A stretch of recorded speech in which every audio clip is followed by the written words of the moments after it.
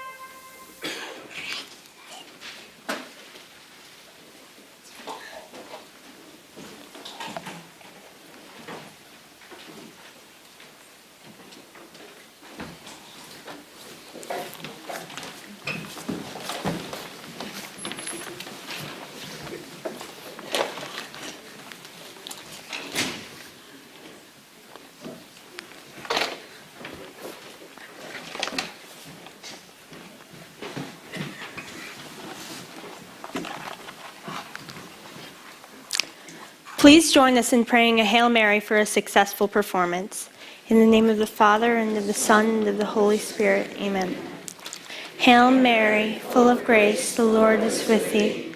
Blessed art thou among women, and blessed is the fruit of thy womb, Jesus. Holy Mary, Mother of God, pray for us sinners, now and at the hour of our death. Amen. Saint Scholastica, pray for us. In the name of the Father, and of the Son, and of the Holy Spirit. Amen.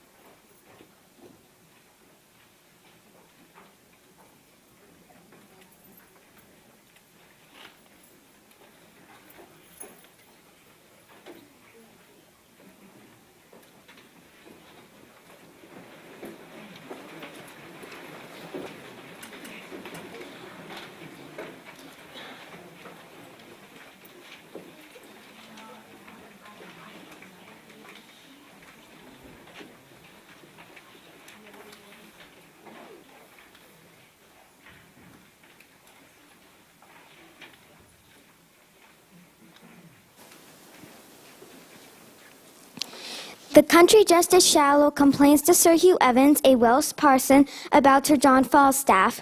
Sir Hugh momentarily calms the situation by suggesting a marriage between Shallow's nephew, Master Abraham Slender, and Mistress Anne Page, the beautiful and soon-to-be very wealthy daughter of the prominent Windsor family. The three then make plans to go to the Page's house, and Falstaff is there too. Shallow and Slender accuse Falstaff and his companions, Bardolph, Nym, and Pistol, of wrongdoing. Falstaff admits his wrongdoing. His companions do not. Next, Shallow encourages Slender to pursue Anne, and the scene ends with a conversation between Anne and Slender. But instead of using the time to woo Anne, Slender forcefully and excitedly talks to her about dogs and bears.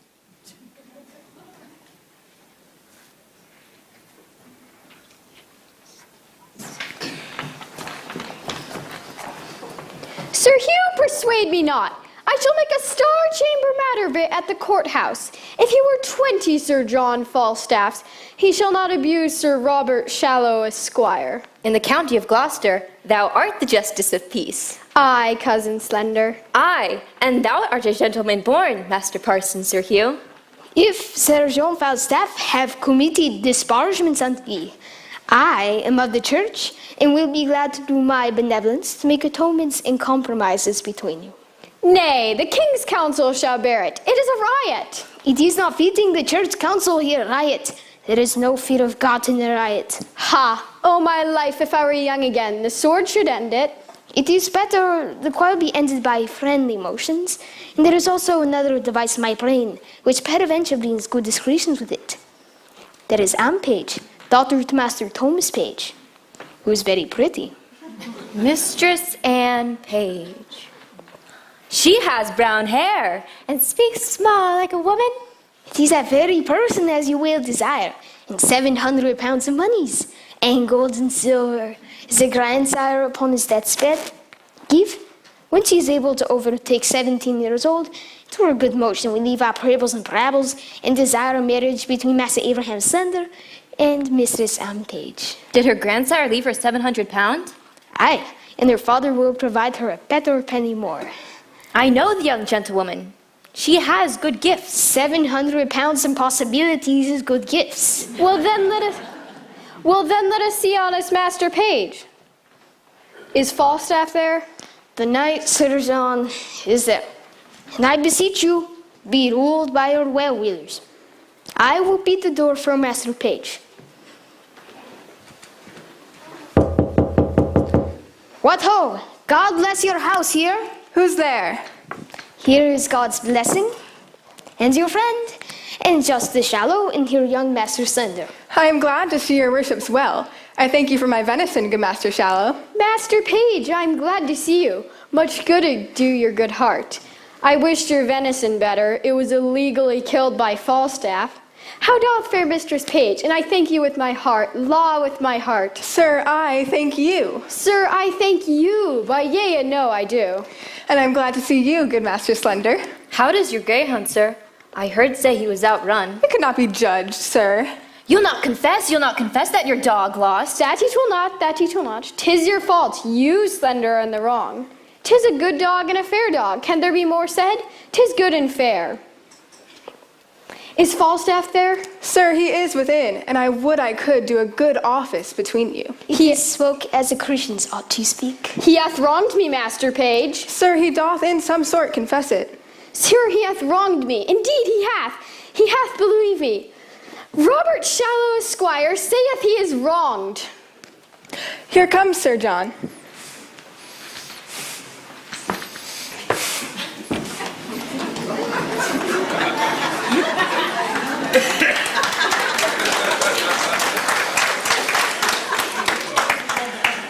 Now, Master Shallow, you'll complain of me to the king? Knight, you have beaten my men, killed my deer, broke open my lodge.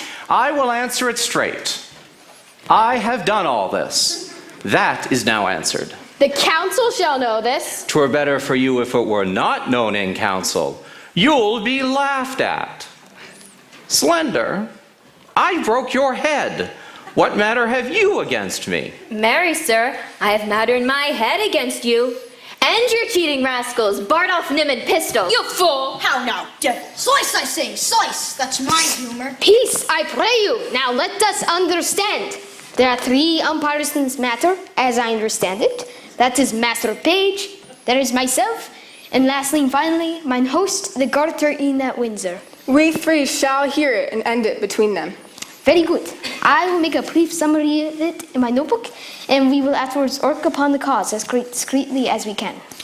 Pistol, did you pick Master Slender's purse? Aye, by these gloves did he. Is this true, Pistol? No, Pistol, he is not honest. Ha, thou mountain foreigner Welshman, I challenge you to a trial by combat. Thou liest. By these gloves then 'twas he. You better run if you threaten me with the constable. By this hat then he. For though I cannot really remember. What say you? Why, sir, for my part, I say the gentleman is out of his 5 sentences. It is his 5 senses. 5, what ignorance. Aye, and from now on I'll surround myself with honest company, and with those that have the fear of God, and not with knaves. So God judge me. That is a virtuous mind. You hear all these matters denied, gentlemen. You hear it. Nay, daughter, carry the wine in. We'll drink within. Oh, heaven! This is Mistress Anne Page. How now, Mistress Ford? Mistress Ford, by my troth, you are very well met. By your leave, good mistress. Wife, bid these gentlemen welcome. Come, we have a hot venison for dinner. Come, gentlemen, I hope we shall drink down all unkindness.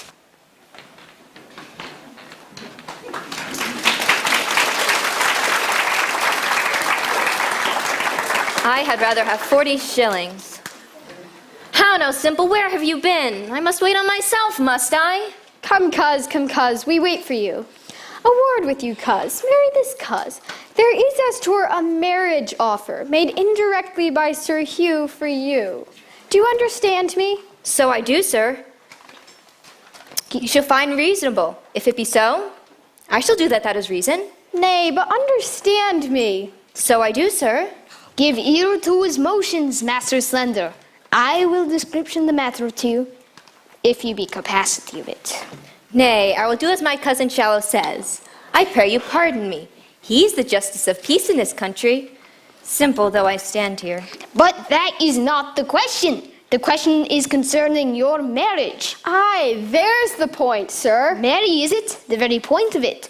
To Mrs. Page. Why, if it be so, I will marry her upon any reasonable requests. But can you affection the woman? Can you carry your goodwill? Cousin Abraham Slender, can you love her? I hope so, sir. Will you, upon good dowry, marry her? I will do a greater thing than that, upon your request, cousin, in any reason. Nay, sweet coz, can you love the maid? I will marry her, sir, at your request. But if there be no great love in the beginning, when we are married and have more occasion to know one another, I hope, upon familiarity, will grow more contempt. But if you say marry her, I will marry her. His meaning is good. I think my cousin Slender meant well. Aye, or else I might be hanged. La. Here comes her Mr. San. Would I were young for your sake, fair Mr. San. The dinner is on the table. My father desires your worship's company. I will wait on him, Mr. San. God's blessed will. I will not be absent at the grace. Will it please your worship to come in, sir? No, I thank you, forsooth, heartily. I am very well. The dinner attends you, sir. I am not hungry. I thank you, forsooth. Go, sirrah, go wait upon my cousin Shallow. I may not go in without your worship. They will not sit till you've come. I faith. I'll eat nothing. I'll thank you as much as though I did. I pray you, sir, walk in. Walk in, sir. My mistress entreats you to walk in. I had rather walk here. By my troth, I cannot abide the smell of hot meat. Why do your dogs bark so? Be there bears in the town? I think there are, sir. I've heard them talked of. You are afraid. If you see the bear loose, are you not? Grrr! Aye, indeed, sir. That's meat and drink to me now. I've seen the famous bear sacristan loose 20 times and taken him by the chain. But I warrant you, the women have so cried and shrieked at it. A woman, indeed, cannot abide him. Bears are very ill-favored rough things. I, sir, very ill-favored rough things. I am sorry to depart from thee, and to leave you with such excellent company. But your father comes, and the dinner is on the table, and I must attend to my duties. Yet I loathe to leave you, Nan. May good fortune go with thee. Come, gentle Master Slender. Come, we stay for you. I'll eat nothing. I thank you, sir. Sir, come. Nay, pray you, lead the way. Come on, sir. Mistress Anne shall go first. Not I, sir. Pray you keep on. Go ahead. I'd rather be unmannerly than troublesome.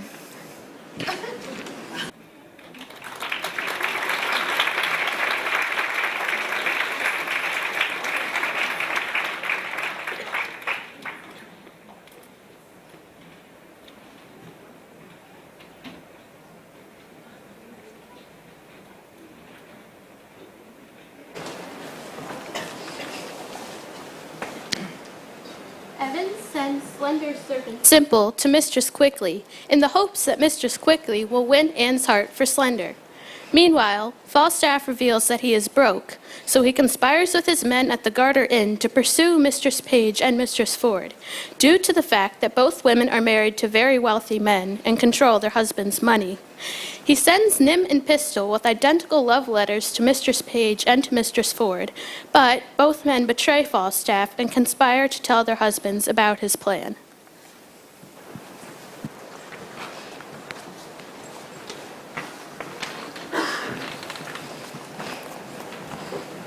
Go your ways and inquire which is the way to Dr. Kaiser's house. There dwells one Mrs. Quickly, which is his nurse. Well, sir. Nay, it is better yet.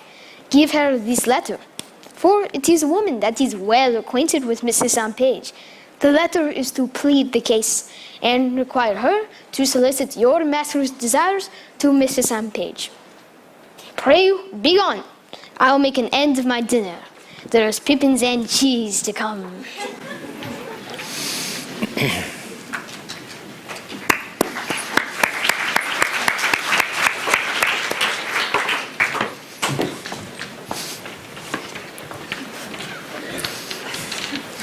Mine host of the Garter Inn. What says my fine fellow? Speak scholarly and wisely.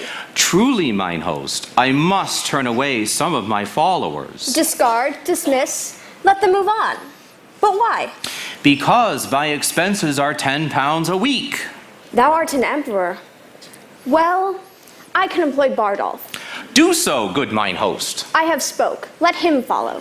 Bardolph, follow him. Go, adieu. It is a life I have desired. I will thrive. I am glad I am so acquit of him. His thefts were too open, and he kept not time. The smart way to do it is to steal within a minute's time. Convey, the wise it call. Well, sirs, I'm almost out of heels, and there is no remedy. I must cheat, so I must devise a plan. Young ravens must have food. Which of you knows Ford of this town? Aye, he's of substance good. My honest lads, I mean to tell you what I am about. 2 yards and more. No quips now, pistol. Indeed, I am in the waist 2 yards about. But now I am about no waste, I am about thrift. Briefly, I do mean to make Ford's wife fall in love with me. She discourses with me, and from the way she speaks to me, I think she likes me. He hath stuttered her will and translated her will. The plan is fixed firmly, then? Now, the report goes that she has all the rule of her husband's purse, and he hath a lot of money. Go to her, says I. Yes, take her money by this device. I have written me here a letter to her, and here another to Page's wife as well, who even now gave me goo-goo eyes too. For I noticed that sometimes the beam of her view gilded my foot, sometimes my portly belly. Oh, she did gaze upon me too.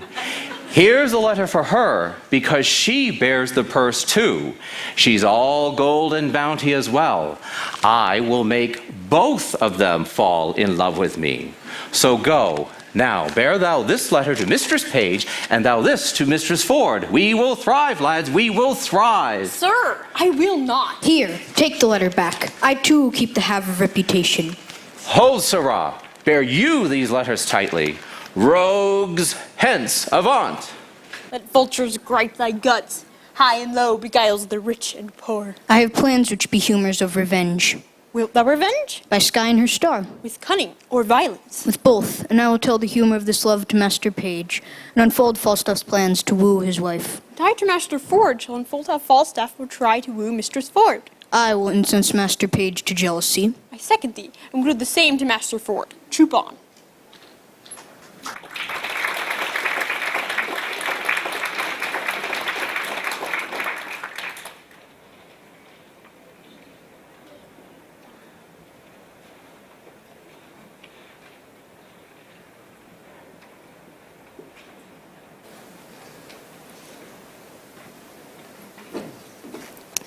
Mistress quickly agrees to help Shallow with his plans to woo Anne Page. But before she can tell him how she can help him, her own master, the French physician, Dr. Caius, returns home. Simple is then shoved into a closet before Dr. Caius enters. Dr. Caius discovers Simple and is outraged to learn that Simple has come to ask Mistress Quickly for help in winning the heart of Anne. Since Dr. Caius wants the young lady for himself, he immediately writes a letter to challenge Sir Hugh to a duel, and he sends it with Simple. Next, a third and final suitor arrives, a young gentleman by the name of Fenton, and he too asks Mistress Quickly to continue to help him court Anne.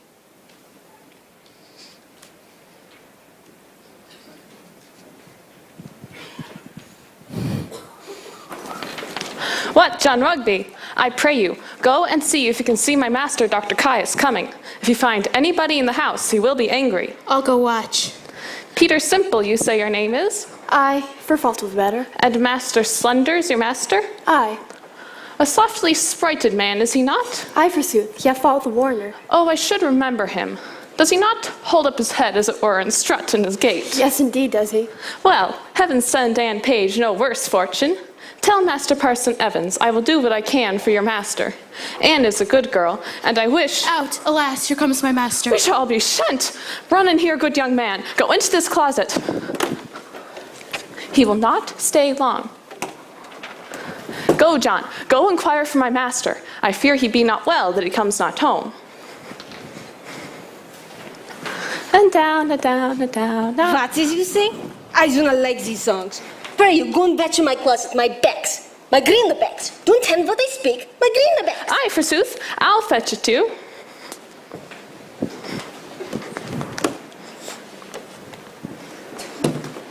I am glad he went not in himself. If he had found the young man, he would have been horn mad.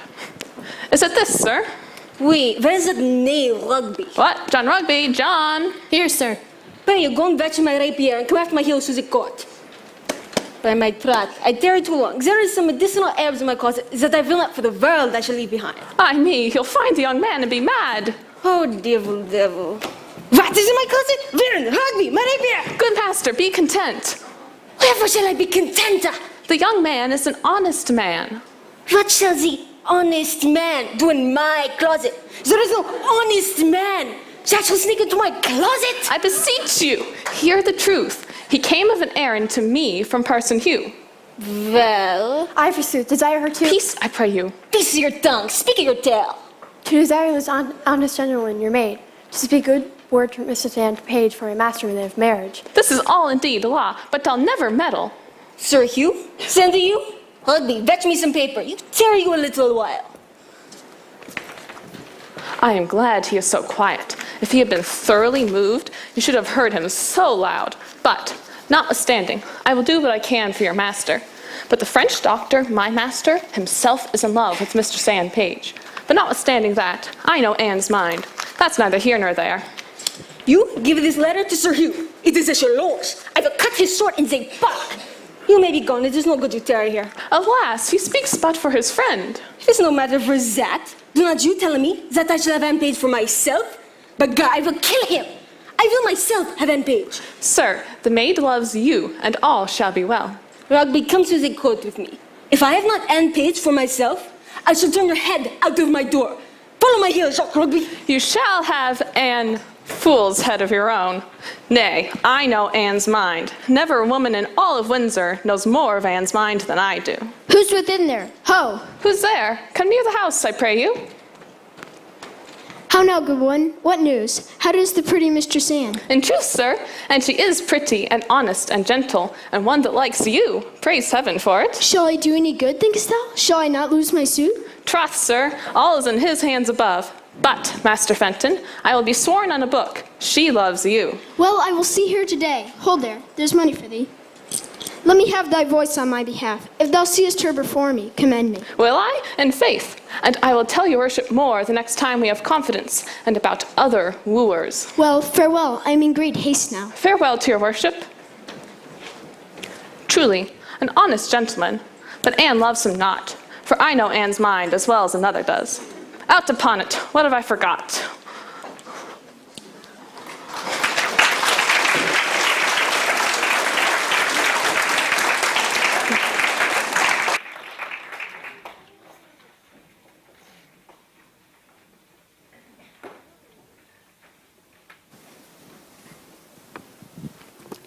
Mistress Page and Mistress Ford enter with news that they've received an identical love letter from Falstaff, and they were both outraged and determined to get revenge.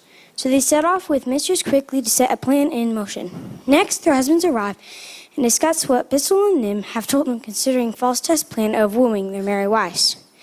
Page is not at all concerned with Falstaff's plan, but Ford is consumed with jealousy and decides to disguise himself as a man named Brooke, in order to approach Falstaff and get more information about his plan and how it is progressing with his wife. Next, Shallow enters and announces that Sir Hugh, the Welsh parson, and Dr. Caius, the French doctor, will fight one another, but neither one is aware of the fact they have both been deceived and sent in different places to meet for the duel.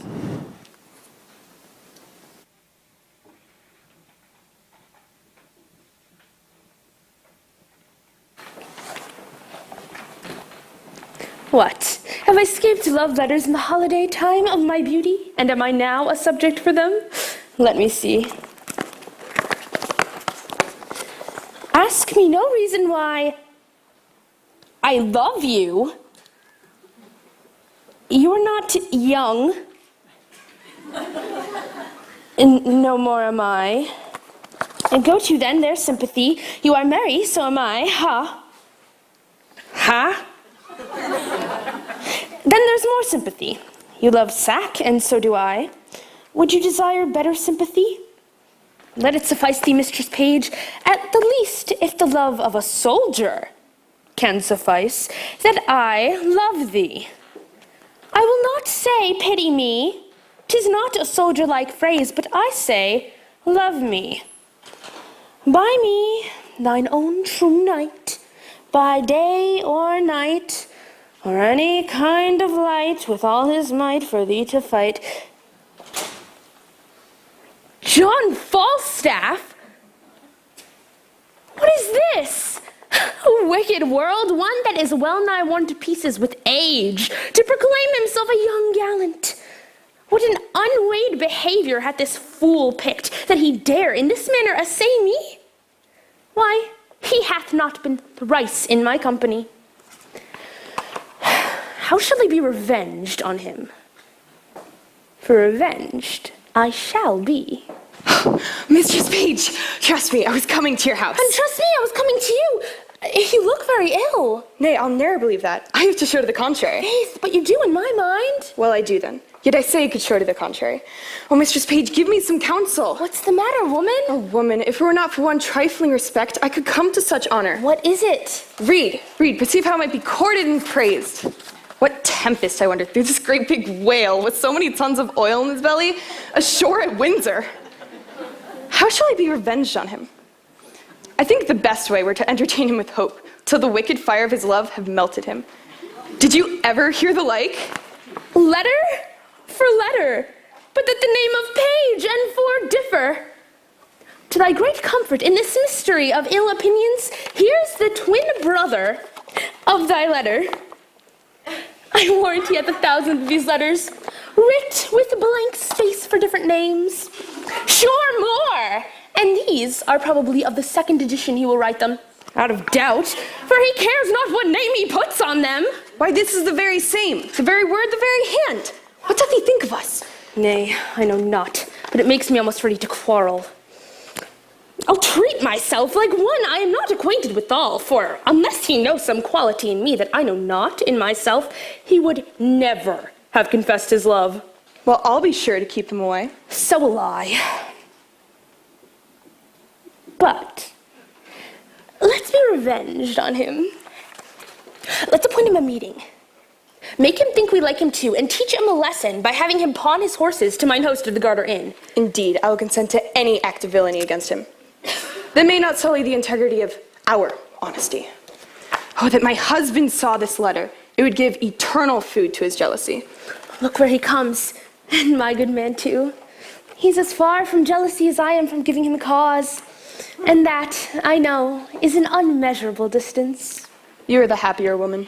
Come, let's consult together against this greasy knight. Come hither.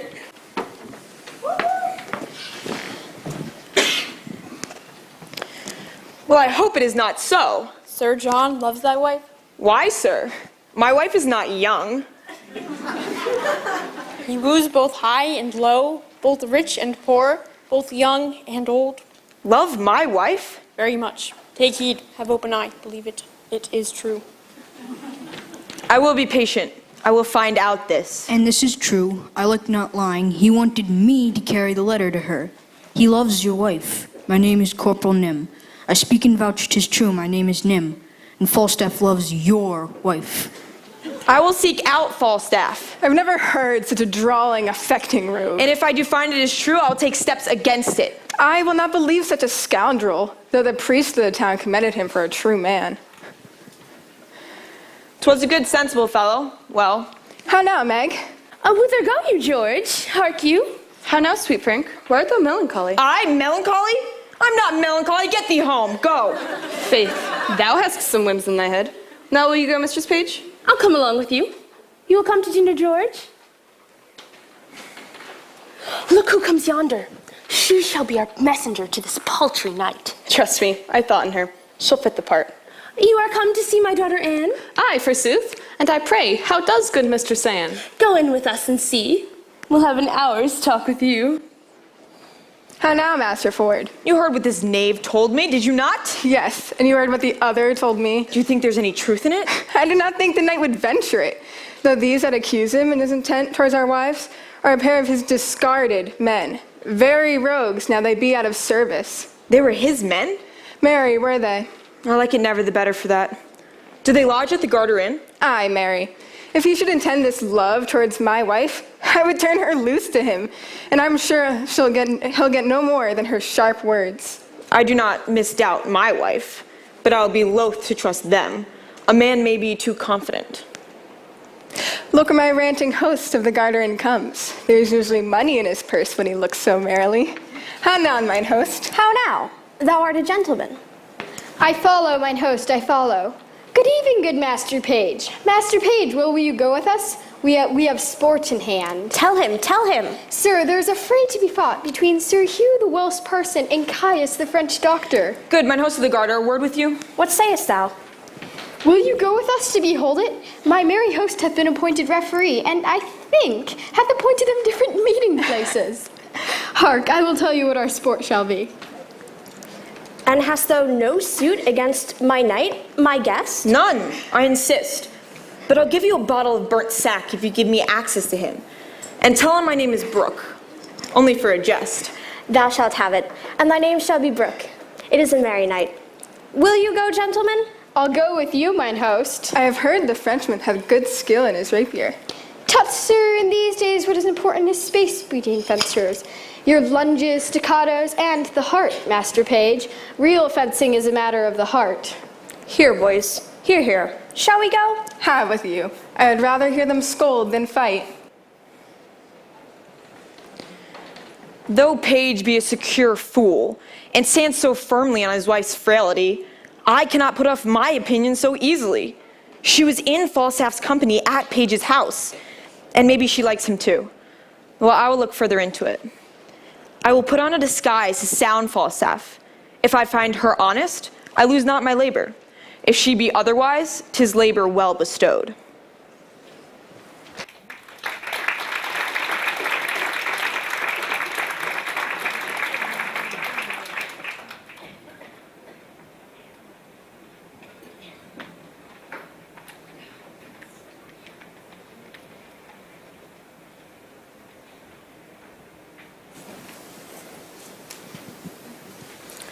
Pistol begs Falstaff for a loan, but Falstaff refuses to help him.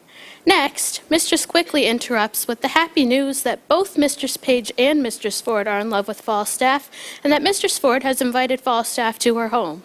Then, Master Ford enters. He is disguised as Master Brooke, and he asks Falstaff to help him win the heart of Mistress Ford. Brooke offers Falstaff money for his help, and Falstaff eagerly accepts the task and money.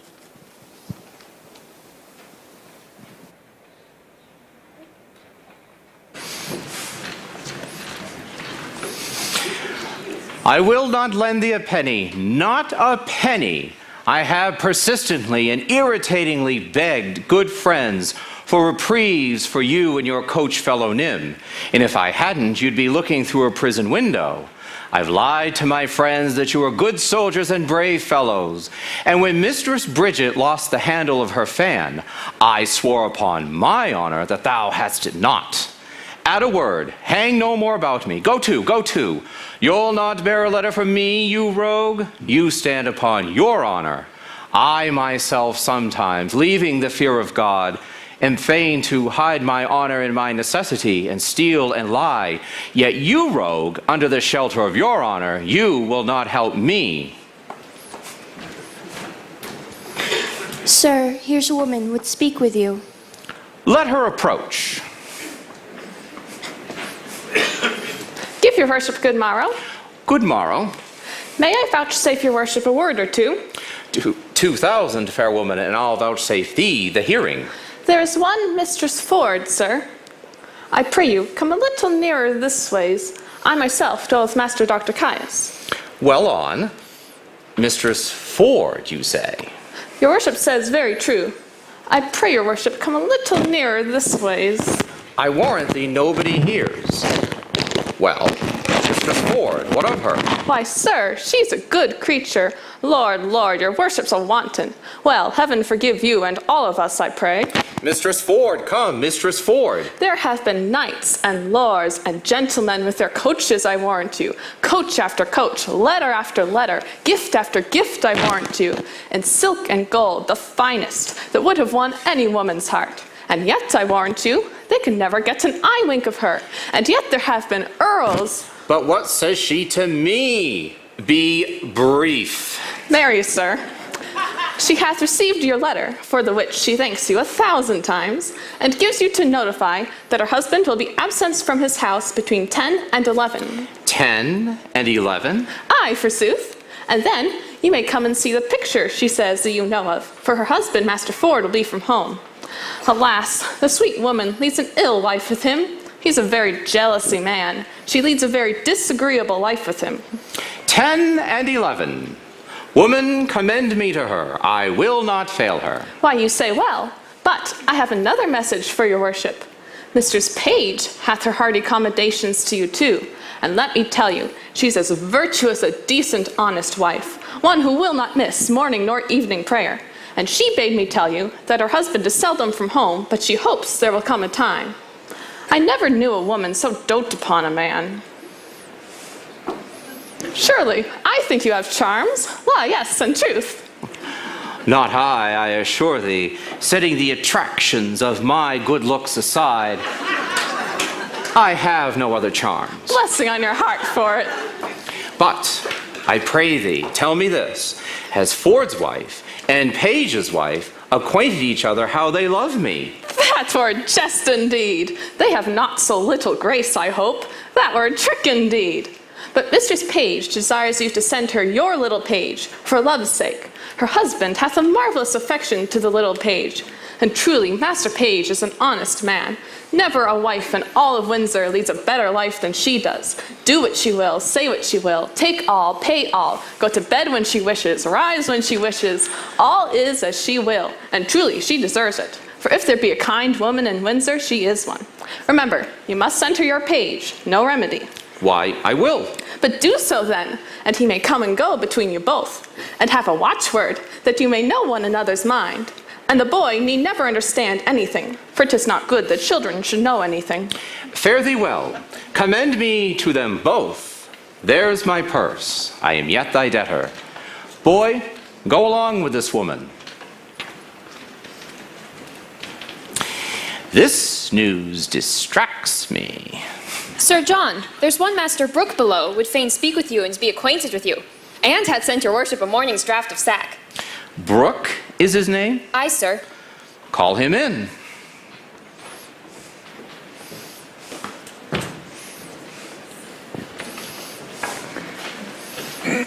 Bless you, sir. And you, sir, would you speak with me? I make bold to press with such little advance notice upon you. You're welcome. What is your will? Give us leave. Sir, I am a gentleman who has spent much. My name is Brooke. Good Master Brooke, I desire more acquaintance of you. Sir, I think myself in better blithe for a lender of money than you are, that which hath somewhat emboldened me to this intrusion. Money is a good soldier, sir, and will on. Truth, sir. And I have, sir, a bag of money here troubles me. If you'll help me bear it, Sir John, take all or half for easing me of carrying it around. Sir, I know not how I may deserve to be your porter. I will tell you, sir, if you give me leave. Speak, good Master Brooke. I shall be glad to be your servant. There is a gentlewoman here in town. Her husband's name is Ford. Well, sir. Well, I have long loved her, and followed her with a doting observance, engrossed opportunities to see her, fiend every slight occasion that could give me sight of her. Briefly, I have pursued her, as love hath pursued me. But whatsoever I have merited, whether in my mind or my means, I am sure I have received none. Have you received no promise of satisfaction from her? Never. Have you importuned her to such a purpose? Never. Of what quality was your love then? Like a fair house built on another's ground. To what purpose have you unfolded this to me? Now, Sir John, to the heart of my purpose.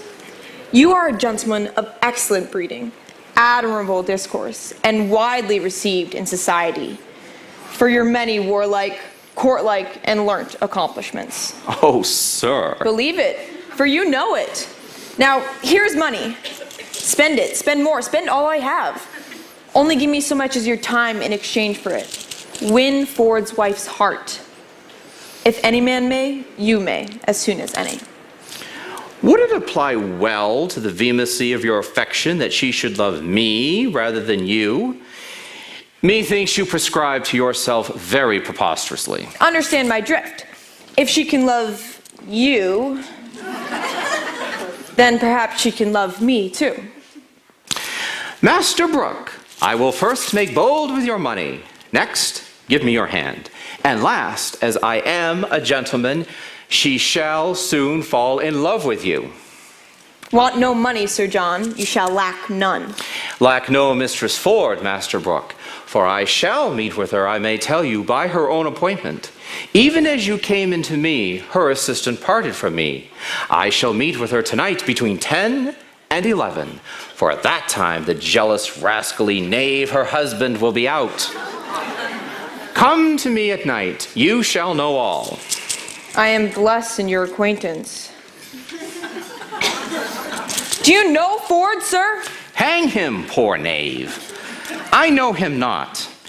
Yet I wrong him to call him poor. They say the jealous knave hath masses of money, which makes me love his wife all the more. I want you know Ford, sir, so that you may avoid him if you see him. Ford's a knave. Come to me soon at night. I will help you win your lady.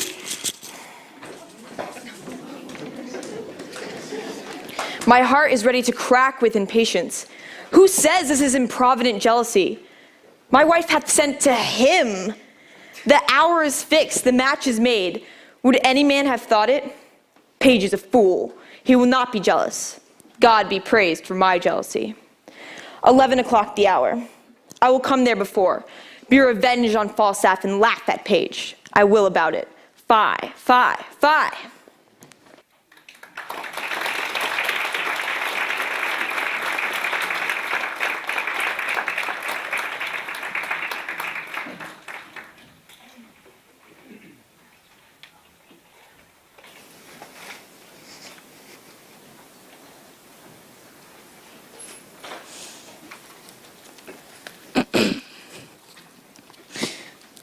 In a field near Windsor, Dr. Caius and his servant, John Rugby, continued to wait beyond the appointed time for Sir Hugh Evans to arrive for the duel. Soon, Shallow arrives with Page, Slender, and the host of the Garter Inn to see the fight, but they discover that Sir Hugh Evans has not shown up. Shallow then states that this is for the best, since fighting to the death will go against their professions. One, a healer of bodies, and the other, a hero of souls. And he states that he has come to convince Dr. Caius to forget the fight as well. The host, however, who has sent the two duelers to different locations in order to make fools out of them, also takes advantage of the fact that Dr. Caius does not speak English well. Furthermore, he promises to bring Dr. Caius back to Windsor by a route that will pass a farmhouse where Anne is feasting, so he can woo her. Dr. Caius is delighted and goes with the host, so Showell, the host of the Garter Inn, Slender, Page, and Dr. Caius set off for the village of Frogmore, where the host knows that Sir Hugh Evans will be waiting for them.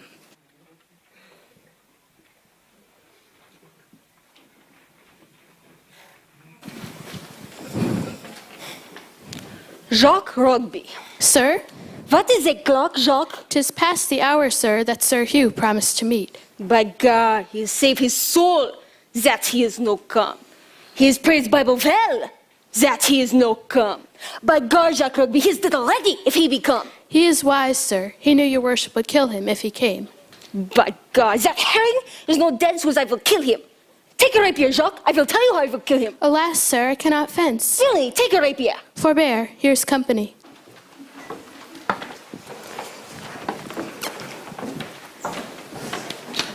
Bless thee, doctor. Save thee, Master Dr. Caius. Now, good Master Doctor. Give you good morrow, sir.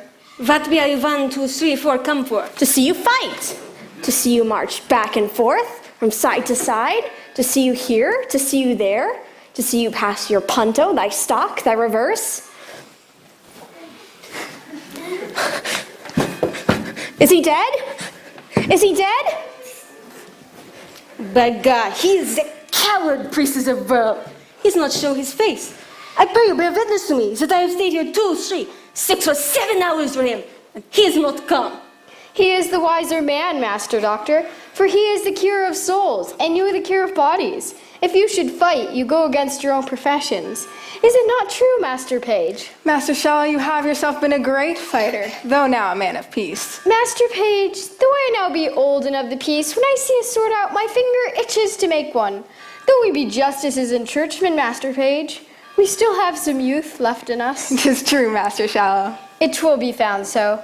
Master Dr. Caius, I am come to fetch you home. I myself am sworn of the peace, and you have shown yourself to be a wise physician, and Sir Hugh hath shown himself to be a wise and patient churchman. You must come with me, Master Doctor. Pardon, Guest Justice, a word? Me will cut his ears. He will clapper claw, thrash thee, thrash thee. Yes, the clap is a... So what is this clap is a claw? That is, he will make thee amends. Then by God, me will have it, the clap is a claw, me will have it. And I'll provoke him to it, or let him go on his way. Me thank you for that. And moreover, but first, Master Guest, Master Page, go you through the village to Frogmore. Sir Hugh is there, is he? He is there. See what humor he is in.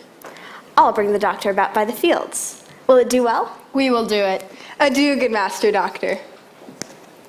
Me will kill that coward priestess of world, but he speak on behalf of that ape, Slender. Let him die.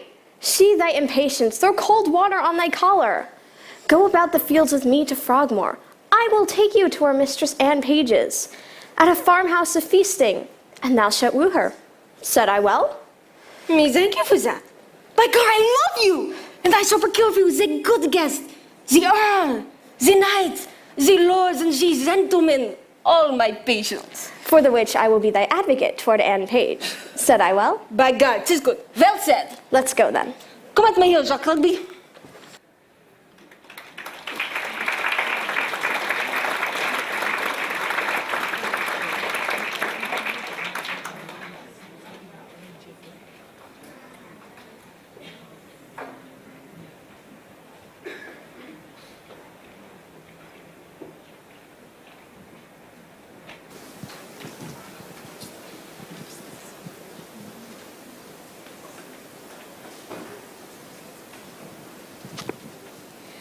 The scene shifts to Frogmore, where Sir Hugh Evans vows to fight Dr. Caius. When he notices Page, Slender, and Shallow coming towards him, he begins reading from the Bible. When Dr. Caius arrives, ready to battle, Hugh Evans tries his best to postpone the duel. The host takes great pleasure in this and admits that he's deceived both men by setting them in different places to meet for the duel. Left alone with his adversary, Hugh Evans proposes a plan to Dr. Caius to get revenge on the host for making fools out of them.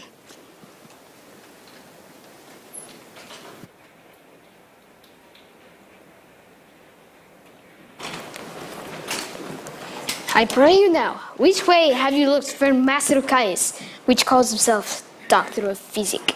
Mary, sir. Every way. Old Windsor way and every way the town's way. I most vehemently desire you also look that way. I will, sir.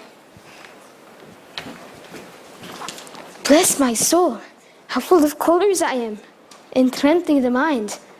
I shall be glad if you have deceived me. How melancholy as I am. I will knock him in the head when I have good opportunities. Bless my soul. Two shallow rivers, two whose false?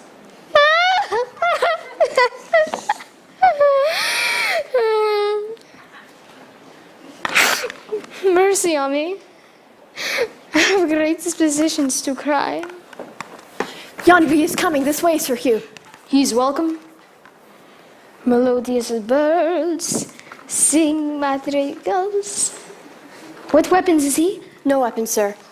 There comes my master, Master Shallow, and another gentleman from Frogmore. Pray, give me my gown. Or else keep it in your arms.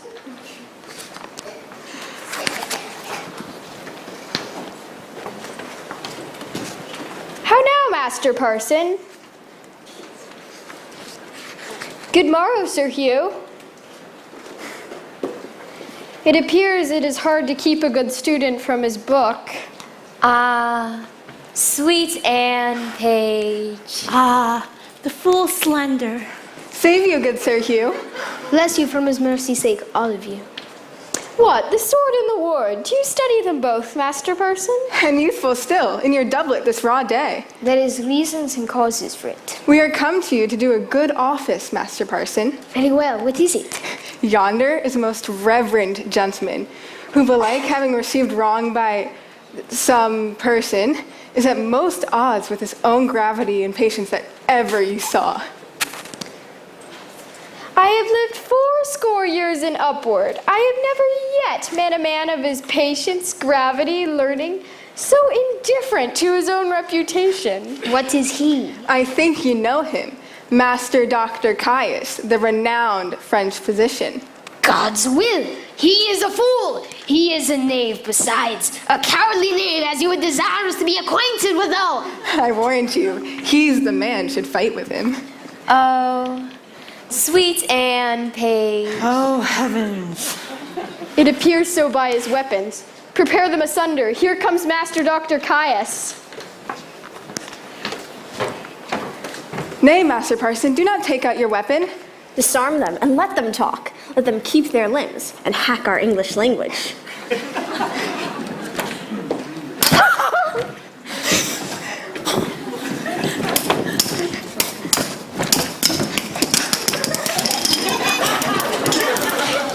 I pray you, let me speak a word with your ear. Therefore, will you not meet me? Pray you, use your patience. In good time. By God, you was a coward!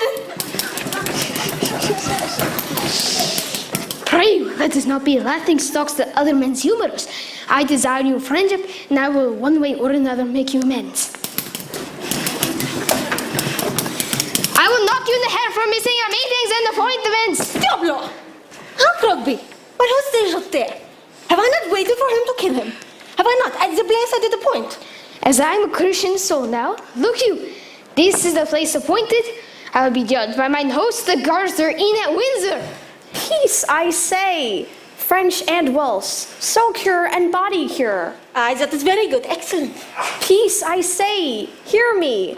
Shall I lose my doctor? No. He gives me the potions to cure me. Shall I lose my parson, my priest, my Sir Hugh? No. He gives me the proverbs. Give me thy hand, terrestrial. Give me thy hand, celestial. So, I have deceived you both. I have directed you to the wrong places. Your hearts are mighty, your skins are whole, and let burnt sack be the issue. Follow me, lads of peace. Follow, follow, follow. Trust me, a mad host. Follow, gentlemen, follow. Oh, Sweet Anne Page. Huh? Do I perceive that? Have I make us a fool of us? Ha ha! This is very well. He has made us a laughing stock. I desire that we may be friends, and let us knock our brains together to be revenge on the same host to the Garter Inn. By God, with all of my heart, he promised to bring me where is Anne Page. By God, he deceived me too. Well, I will smite his head. Pray, follow.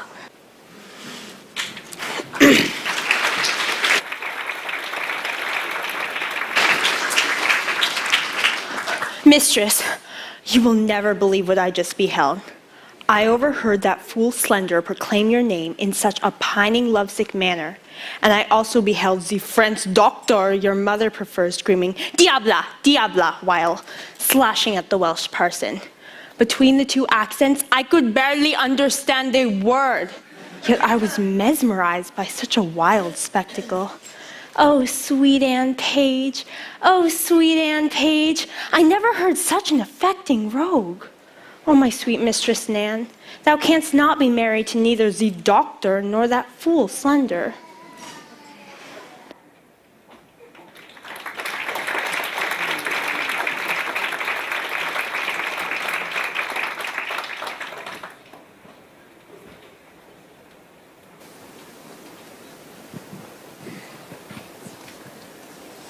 Ford's jealousy grows when he sees Mistress Page in the company of Falstaff's young page, Robin.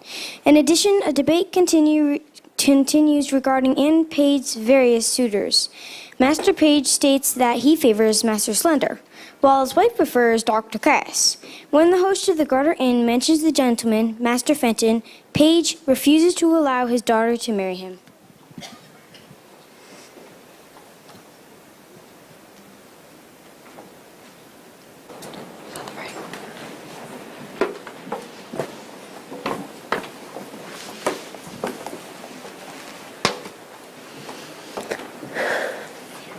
Nay, keep your way in front of me, little gallant. You were wont to be a follower, but now you are a leader. Which of the two would you rather? I had rather, forsooth, go before you like a man. Oh, you are a flattering boy. Now I see you'll be a courtier.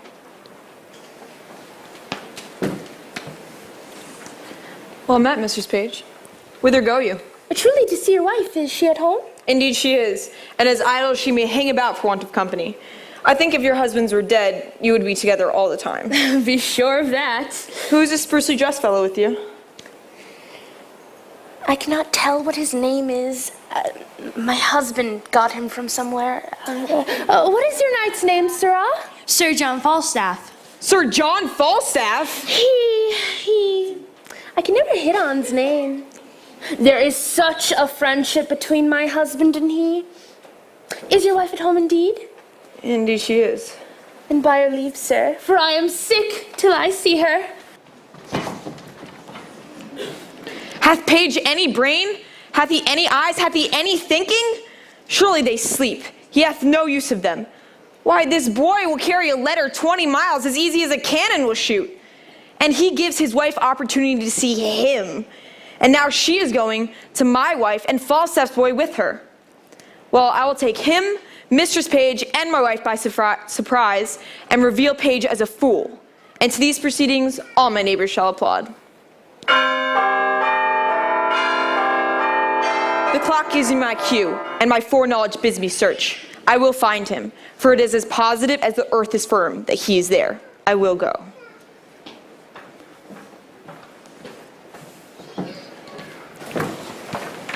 Well met, Master Ford. I pray all of you go with me. I must excuse myself, Master Ford. And so must I, sir. I've appointed to dine with Mistress Anne, and I'll not break my promise to her for more money than I'll speak of. We have lingered about a wedding match between Anne Page and my cousin Slender, and this day we shall have an answer. I hope I have your goodwill, Father Page. You have, Master Slender. I stand wholly for you. But my wife, Master Doctor, is for you altogether. I'm begun. And the maid is in love with me. My nurse quickly tell me so much. What say you to young Master Fenton? He dances, he writes verses, he speaks well. He's sure to succeed. Not by my consent, I promise you. The gentleman is of no having. He kept company with the wild princes, and he is of too high a region. No, if he take her, let him take her simply. The wealth I have waits on my consent, and my consent goes not that way. I pray some of you go with me. Besides your cheer, you shall have sport. I will show you a monster. You shall go, Master Doctor. So shall you, Master Page, and you, Sir Hugh. Well, fare you well. We shall have wooing at Master Page's. Go home, Jacques Rugby. I come anon. Farewell, my hearts. I will to my honest knight Falstaff. Honest? I'll make a fool of him. Will you go, gentles? Have with you to see this monster.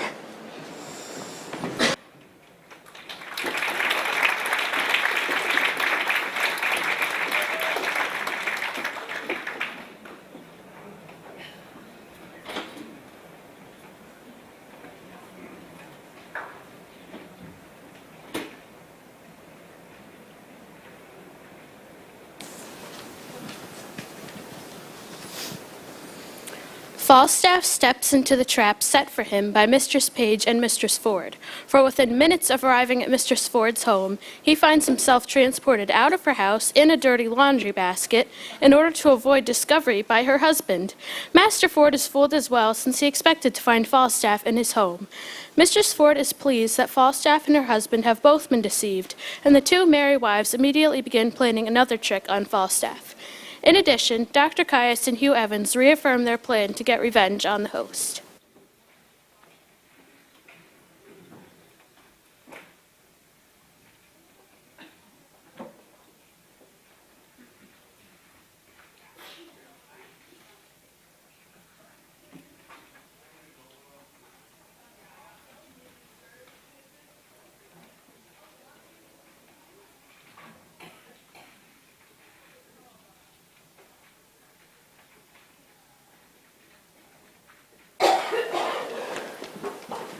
Move quickly, John. Move quickly, Robert. Quickly, quickly! It's the laundry basket! I warn. What Robin I say? Come! Here, set it down. Give your men the instructions. We must be brief. Mary, as I told you before, John and Robert, be ready here close at hand, and when I suddenly call you, come forth without any pause or staggering. Take this basket on your shoulders. That done, trudge with it in all haste, and carry it into the meadow, and there empty it into the muddy ditch close by the river Thames. He will do it? I have told them over and over again. They lack no direction. Be gone and come when you are called. Look, here comes little Robin. How now? What news with you? My master, Sir John, come in at your back door, Mistress Ford, and request your company. You have been true to us? Aye, I'll be sworn. My master knows not of your being here, and is starting to put me into everlasting unemployment if I tell you he's here, for he swears he'll dismiss me. Thou art a good boy. The secrecy of thine shall be a tailor to thee, and shall make thee a new doublet and hose. I'll go hide me. Do so. Go tell thy master I'm alone. Mistress Page, remember you your cue. I warrant you. If I do not act, it hiss me. Go to then. We'll teach him.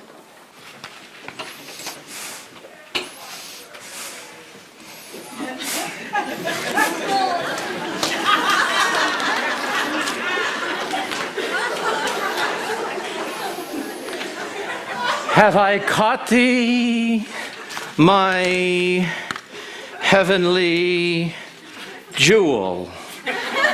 Why now let me die, for I have lived long enough. Oh, this blessed hour. Oh, sweet Sir John. Mistress Ford, I would thy husband were dead, so that I would make thee my lady and my wife. I your lady, Sir John. Alas, I should be a pitiful lady. Let the court of France show me such another. I see how thine eye would emulate the diamond. Thou hast the right arch beauty of the brow that becomes the fashion. Sir John, my brows become nothing else, nor that well neither. By the Lord, thou art a traitor to say so.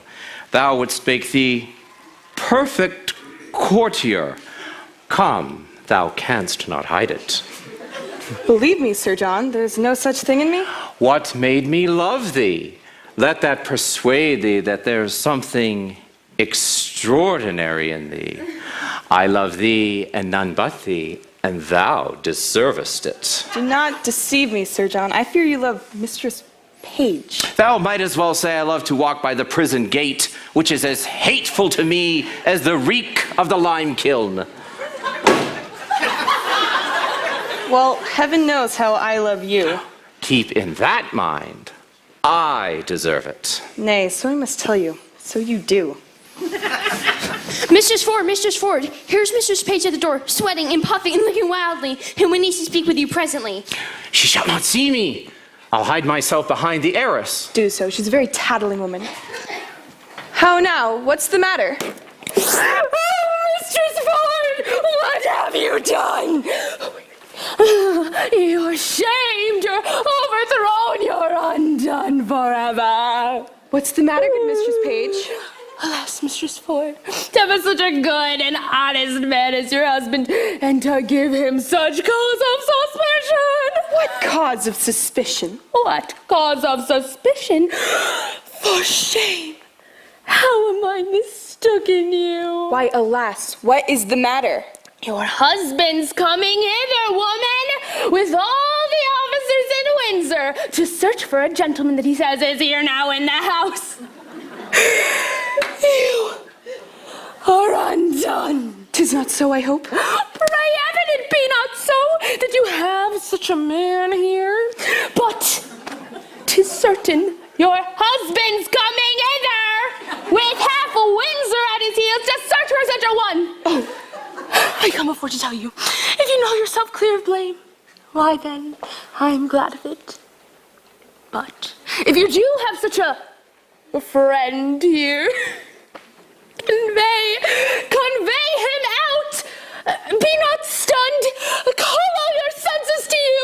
Defend your reputation or bid farewell to your good life forever. What shall I do? There is a gentleman, my dear friend, and I fear not so much my own shame, so much as his peril. I'd rather than 1,000 pound here out of the house. For shame! Do not waste time over you had rather and you had rather. Your husband's here at hand. Bethink you of some strategy. In the house you cannot hide him. Oh, how have you deceived me! Look! Here is a basket. If he be of any reasonable stature, he may creep in here and we may throw foul linen upon him, as if it were going to be washed or if it were bleaching time, and have him sent by your 2 men to Datchet Meadow. What shall I do? He's too big to go in there. Let me see it, let me see it all, let me see it. Follow your friend's counsel. I'll in. What? Sir John Falstaff? Are these your letters, knight? I love thee. Help me away. Let me creep in here. I'll never. Help to cover your master, boy. Call your men, Mistress Ford. You dissembling knight. What, John? Robert, John! Go take up these clothes here, quickly.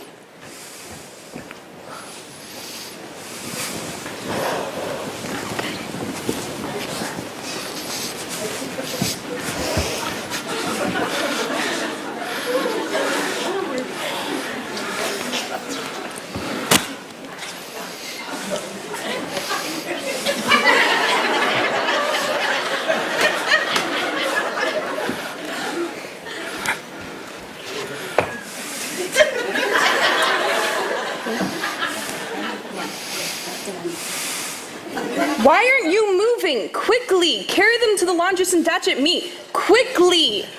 Pray you come near. If I suspect without cause, why then make your sport at me. Then make me your jest. I will have deserved it.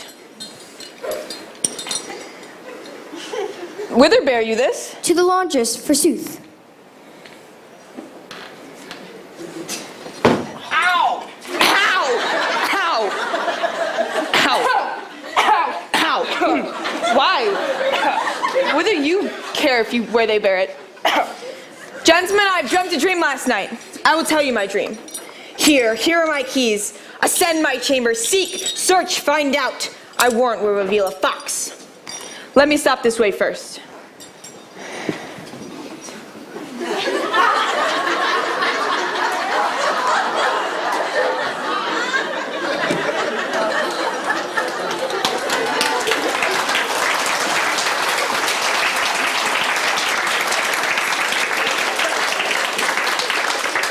So now, uncape.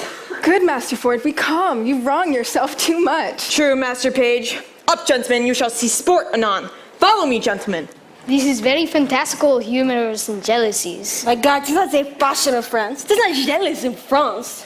Nay, gentlemen, follow him. See the outcome of his search. Is there not a double excellency in this? I know not which pleases me better, that my husband is deceived or Sir John. What a fright when your husband asks who is in the basket. Throwing him into the water will do him a benefit. Hang him, dishonest rascal. I think my husband had some special reason of suspicion for Falstaff's being here, for I never saw him so gross in his jealousy till now. Only a plot to test that.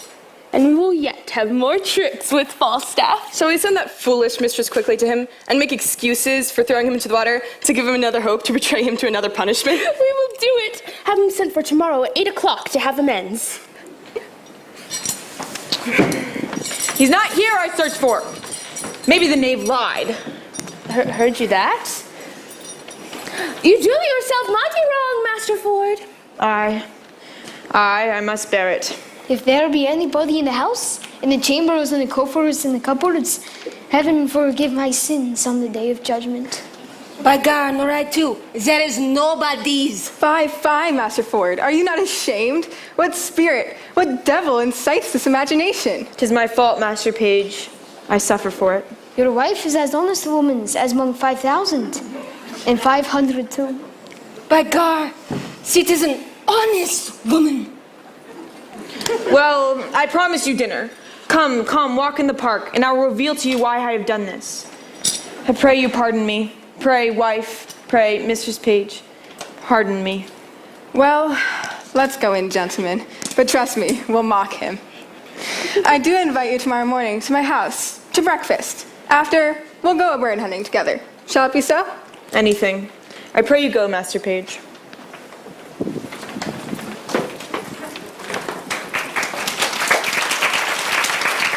I pray you, remembrance to take revenge on the lousy knave, mine host, tomorrow. By God, with all of my heart. A lousy knave.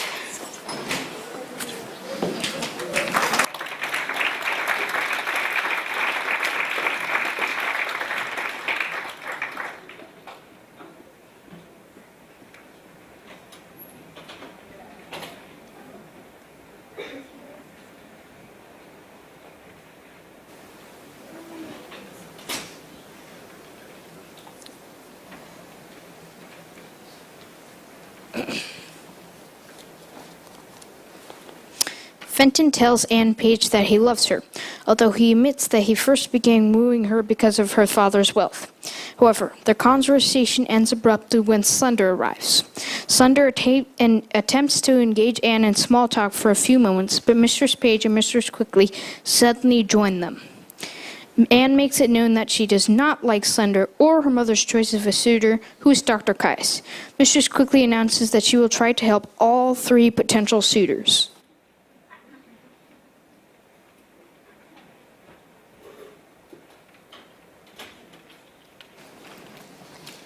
I see I cannot get thy father's love. Therefore, direct me no more to him. Alas, how then? Why, thou must be thyself. He doth object that I am of too great a birth, and my expenses are too engraven. Besides this, other bars he laid before me. My rights past my well companions, and tells me it is an impossible thing that I should love you. Maybe he tells you true. No, albeit that thy father's love was the first mote I made in wooing thee. But in wooing thee I found more than stamps of gold and sums of sealed bags, and is now the very riches of thyself, which I now aim at. Gentle Master Fenton, yet seek my father's love, still seek it, sir. If opportunity and homeless suit cannot attain it, why then, hark ye hither.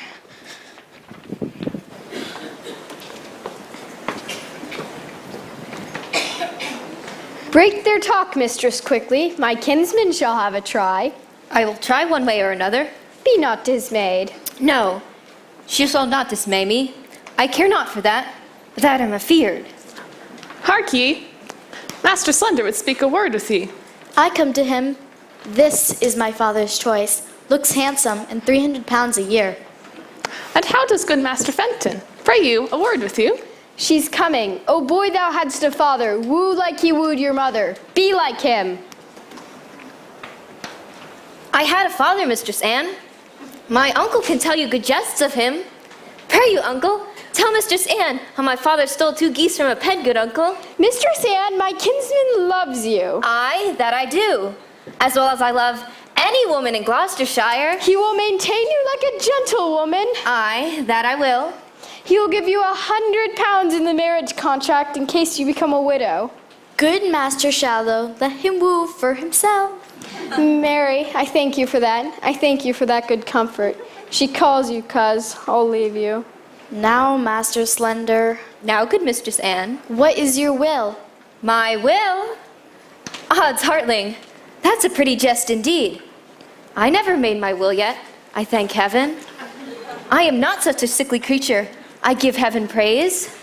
I have never made my will yet. I am not such a sickly creature. I mean, Master Slender, what would you with me? Truly, for mine own part, a little or nothing with you. Your father and my uncle have made the marriage offers, if it be my luck. So, if not, happy man be his dole. So whoever marries you may be happy. They can tell you how things go better than I can. You may ask your father. Here he comes. Now, Master Slender.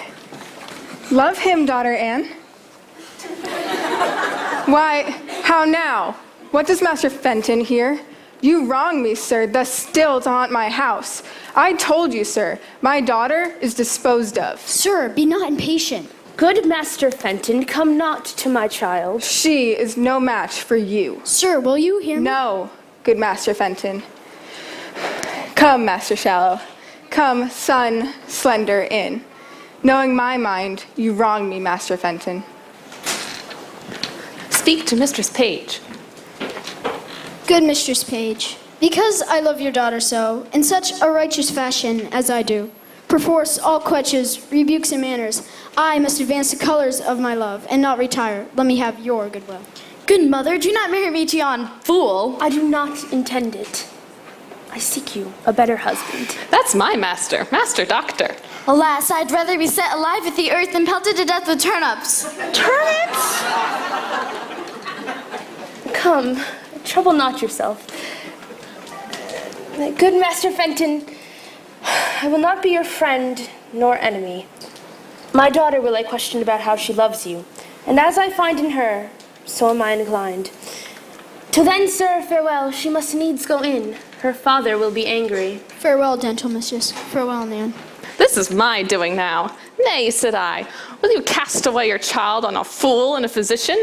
Look on Master Fenton. This is my doing. I thank thee, and sometime tonight, give my sweet Nan this ring, and tears for thy pains. Now heaven send thee good fortune.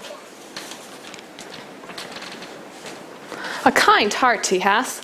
A woman would run through fire and water for such a kind heart. And yet, I would my master had Anne Page, or I would Master Slender had her, or in sooth, I would Master Fenton had her.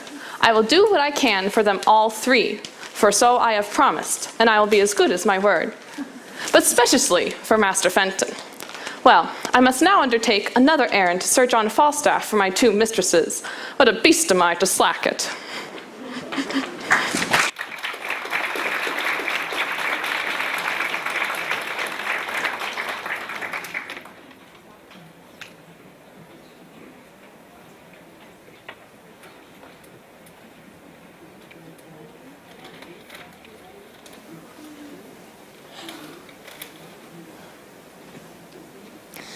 Falstaff moans about his bad luck. He is soaking wet since he just dragged himself out of the Thames River. Mistress quickly enters with news from Mistress Ford, but Falstaff says that he is fed up with her. But once Mistress quickly explains that her servants misunderstood what to do with the laundry basket and that Mistress Ford wants Falstaff to visit her again that evening, Falstaff agrees to go. Next, Master Ford, once again disguised as Brooke, enters. Brooke asks Falstaff how things went with Mistress Ford. When Master Ford learns that Falstaff hid in the laundry basket and was in his home when he searched it, and is once again on his way to meet Mistress Ford, he gets even more jealous and even more determined to catch Falstaff this time.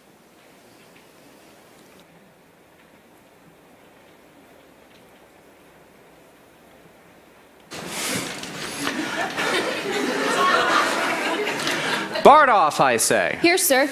Go fetch me a quart of sack. Put a toast in it. Have I lived to be carried in a basket like a wheelbarrow and to be thrown into the Thames River? Well, I won't be served such another trick. The rogues dumped me into the river with as little remorse as they would have drowned a blind puppy. And you may know by my sighs that I have a kind of alacrity in sinking. I would have drowned, but the shore was sloping and shallow. Oh, a death I abhor, for the water swells a man. Here's Mistress Quickly, sir, to speak with you.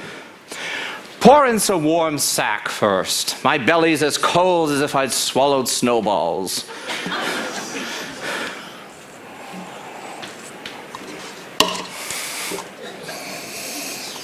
Call her in. Come in, woman. By your leave, I beg your pardon. Give your worship good morrow. Take away these chalices. How now? Marry, sir, I come to your worship from Mistress Ford. Mistress Ford? I've had enough of Mistress Ford. I was thrown into the Ford. I have my belly full of Ford. Alas a day, good heart, that was not her fault. She laments it. It would grieve your heart to see it. Her husband goes this morning a-birding, and she desires you once more to come to her between 8 and 9. I must carry her word quickly. Well, I will visit her, tell her so, and bid her think what a man is. Let her consider man's frailty, and then judge my merit. I will tell her. Do so. Between 9 and 10, sayest thou? 8 and 9, sir. Well, begone. I will not fail her. Peace be with you, sir. I marvel I hear naught of Master Brooke. He sent word for me to stay within. I like his money well, though. Oh, here he comes. Bless you, sir. Master Brooke, you have come to know what hath passed between me and Ford's wife. That indeed, Sir John, is my business. I will not lie to you. I was at her house at the hour she appointed me. And how did it go? Did she tell you she did not love you? Very badly, Master Brooke. How so, sir? She told me, being thus in a laundry basket, she rammed me. A laundry basket? A laundry basket, by the Lord. Rammed me in with foul shirts and smocks, socks, foul stockings, greasy napkins. That, Master Brooke, was the rankest compound of villainous smell that ever offended nostril. And how long lay you there? You shall hear, Master Brooke, what I have suffered to win you your love. Being thus crammed in the basket, a couple of Ford servants were called forth by their mistress to carry me in the name of foul clothes to Datchet Lane. They took me on their shoulders, met the jealous knave, their master, at the door, who asked them once or twice what was in their basket. I quaked for fear lest the lunatic would search it, but fate, ordaining he should be a fool, held his hand. Well, on went he with a search, and away I went with the foul clothes and was dumped into the dirty river. It was a miracle that I survived. In good sadness, I am sorry that for my sake you have undertook all of this. My suit then is desperate. You'll undertake her no more? Master Brooke, I will be thrown into the volcano Etna as I have the Thames River. Ere I shall leave her thus. Her husband is this morning gone a-birding. I have received word from her for another message of meeting. 'Twixt 8 and 9 is the hour. 'Tis past 8 already. Is it? Well, I will go and prepare myself. Come to me at your convenient leisure, and you shall know how I speed. Adieu. You shall win Ford's wife's heart, and you shall deceive that fool Ford. Is this a vision? Is this a dream? Do I sleep? Awake, Master Ford! Master Ford! A laundry basket! Well, I will proclaim myself what I am. He is in my house. He shall not escape. I will search all impossible places this time.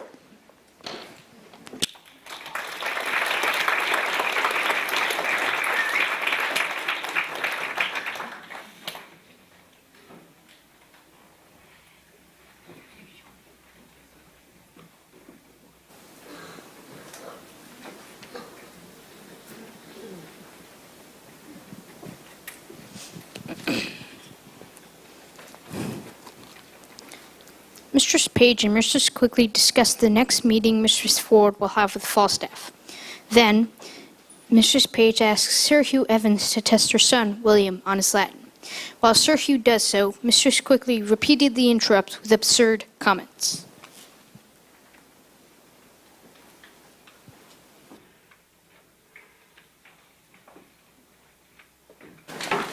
Is he at Master Ford's already, thinkest thou? Sure he is, or will be presently. But truly, he is outrageously mad about his being thrown in the river, and Mistress Ford desires you to come suddenly. I'll be with her by and by. But first I must deliver my young man here to school. Look where his master comes. 'Tis the holiday, I see. How now, Sir Hugh? No school today? No, Master Sandor has asked for the boys to have a holiday. Blessing of his heart. Sir Hugh, my husband said that my son is not making any progress in his studies. I pray you, quiz him on his Latin grammar. Come hither, William. Hold up your head. Come. Come on, sirrah. Hold up your head. Answer your master. Be not afraid. William, how many numbers is in nouns? 2. What is fair, William? Poker. What is lapis, William? A stone. And what is a stone, William? A pebble? No, it is lapis, I pray you. Remember in your praying. Lapis. That is good, William. What is he, William, that does lend articles? Articles are part of the pronoun and be thus declined. Singular, nominativo, hic, ha. Nominativo, he, hag, hog. Pray you, mark. Genitivo, who is? Well, what is your accusative case? Accusativo, Hank. Have your remembrance, child. Accusativo, hung, hang, hog. Hang hog is Latin for bacon. Since you make it by hanging a hog, I warrant you. Leave your parables, woman. What is the vocative case, William? O, vocativo, O. Remember, William, vocative is carrot. And that's a good root. I like carrots. Woman, art thou lunatics? Hast thou no understandings for the cases and numbers of the genders? Thou art as foolish Christian creatures as I would desire. Prithee, hold thy peace. Go your ways and play. Go. He is a better scholar than I thought he was. He has a good memory. Farewell, Mistress Page. Adieu, good Sir Hugh. Go, get you home, boy. Come, we stay too long.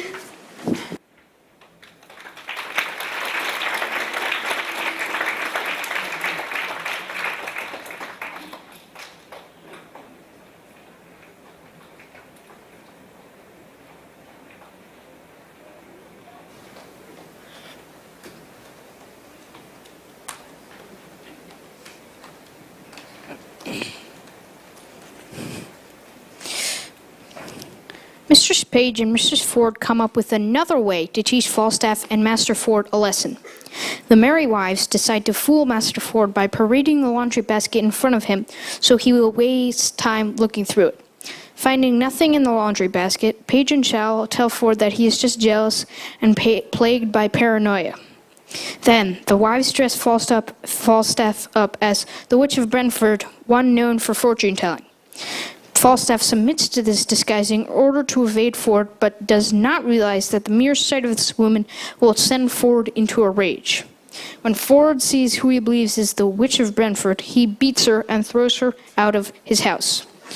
Once the wives are sure they have taught both Falstaff and Master Ford a lesson, they decide to tell their husbands everything, and all agree one last public humiliation of Falstaff is the best way to end this.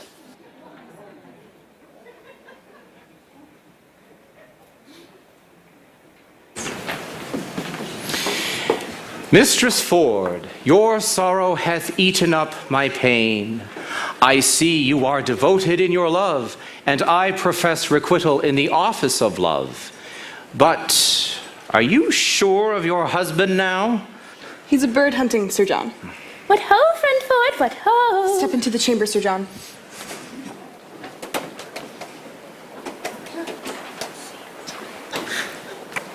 How now? Who's at home besides yourself? Why, none but mine own servants. Indeed. No, certainly. Speak louder. Truly, I am so glad you have nobody here. Why? Why, woman? Your husband is in his old way again, and takes on yonder with my husband. So rails against all mankind. any madness I ever yet beheld seems but tameness to this anger he is in now.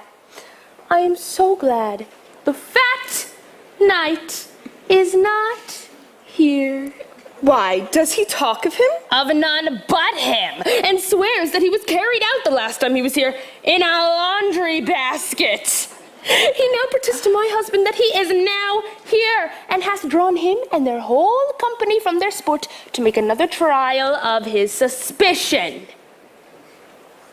But I am glad the knight is not here, for now he shall see his own foolery. How near is he, Mistress Page? Hard by, at street's end. He will be here anon. I am undone. The knight is here. Why then, you are utterly shamed, and he's but a dead man. Away with him, better shame than murder.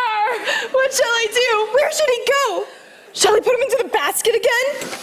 No! I'll come no more in the basket. May I not go out ere he come? Alas, 3 of Master Ford's brothers guard the door with pistols. What shall I do? I'll creep up into the chimney. There they always use to charge their birding pieces.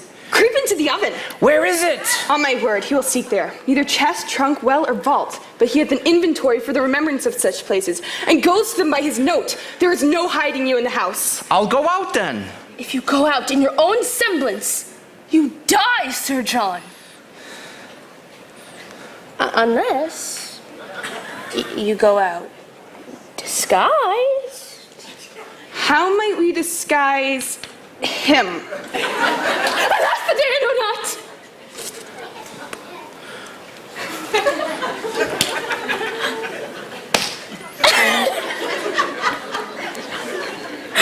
There is no woman's gown big enough for him.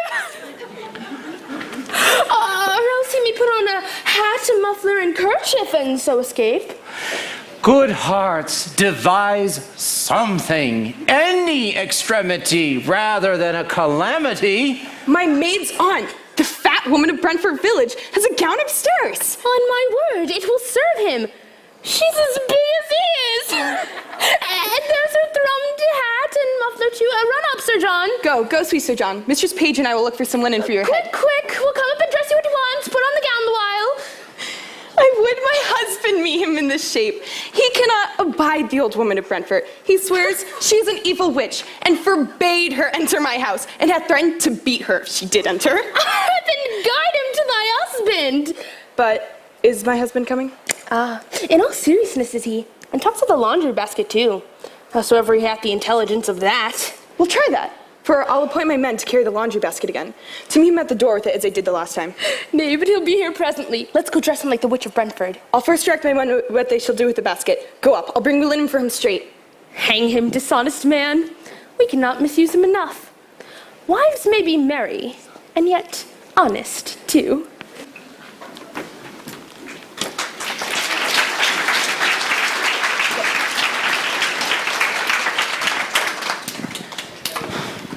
Go, sirs, take up the laundry basket again.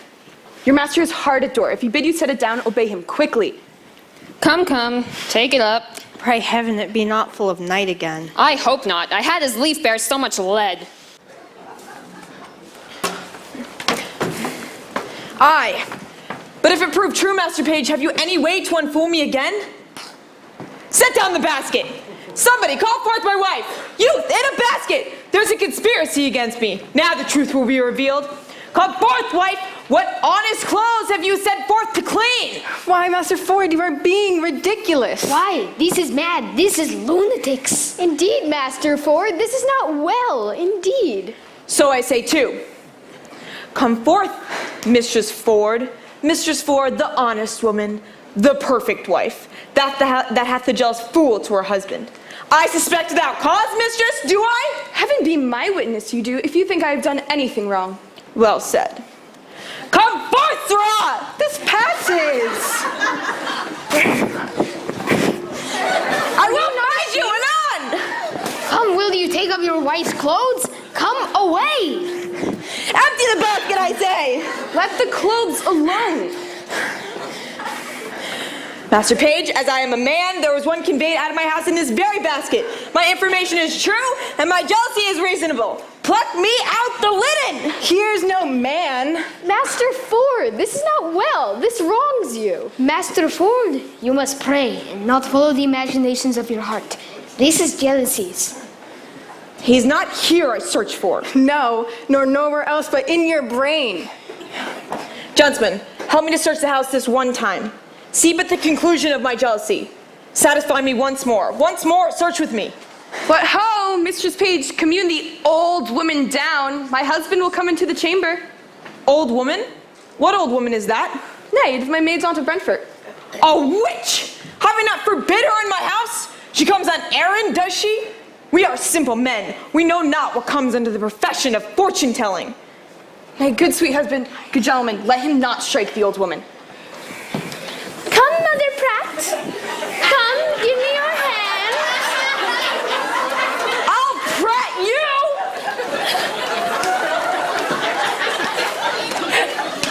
I'll fortune tell you! Out! Out of my house!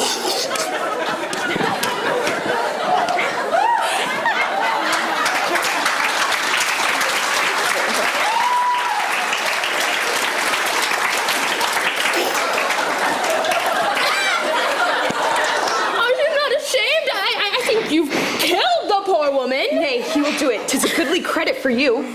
Hang her! By the yea and no, I think the woman is a witch indeed. I like not when a woman has a beard. It's by a great beard under his muffler. Gentlemen, see but the conclusion of my jealousy. Let's humor him a little further. Come, gentlemen.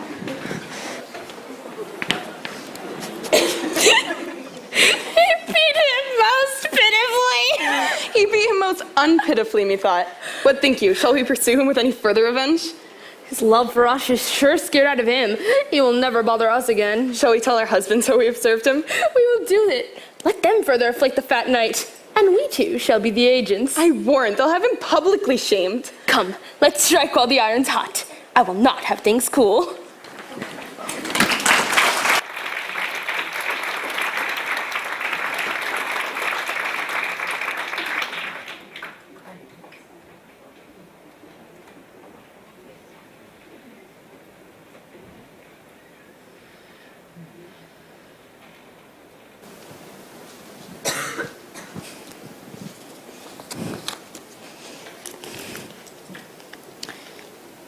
At the Garter Inn, Bardolph asks the host if the German guests may borrow 3 of the host's horses because they are on their way to court to meet their duke. The host reluctantly agrees.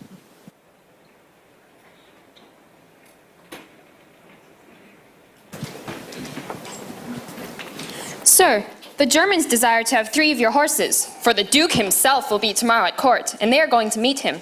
What duke should that be come so secretly? I hear not of him in the court. I will speak with the gentlemen. They speak English? Aye, sir. I'll call them to you. I will let them have my horses, but they must pay dearly. I have given them my house a week at command. I have turned away my other guests. They must pay up. Come.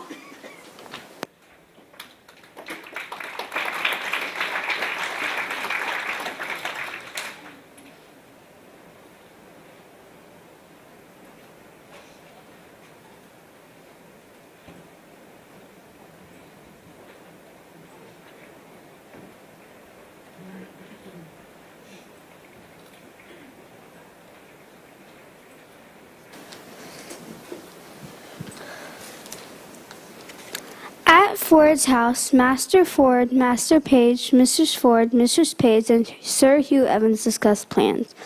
The women have told their husbands about their plots against Falstaff, and Ford has asked his wife to forgive him. Master Page suggests that they continue with the sport and try and plan a public humiliation of Falstaff. Mistress Page recalls an old tale about Ghostly Herne the Hunter, a vicious spirit known to walk a particular oak tree at midnight in the winter. Many are still afraid to walk by Herne's oak tree at night due to this tale. Mrs. Ford come up with the idea to have Falstaff goes to the oak tree disguised as Herne. Then young children, including their own sons and daughters, all dressed up as fairies, will surround Falstaff and pinch him. While they pinch him, they will ask him why he came to the woods at that time. When he admits his dishonorable intentions, they can openly mock him. The men like this plan, especially Master Page, who imagines that he can use the ensuing confusion as an opportunity to have Slender elope with his daughter Anne. However, Mistress Page has the same thought and realizes she too can conveniently use this time to have Dr. Caius elope with Anne. In the meantime, Ford says that he will go to Falstaff, disguised as Brooke, to make sure that he will accept the third and final invitation from Mistress Ford.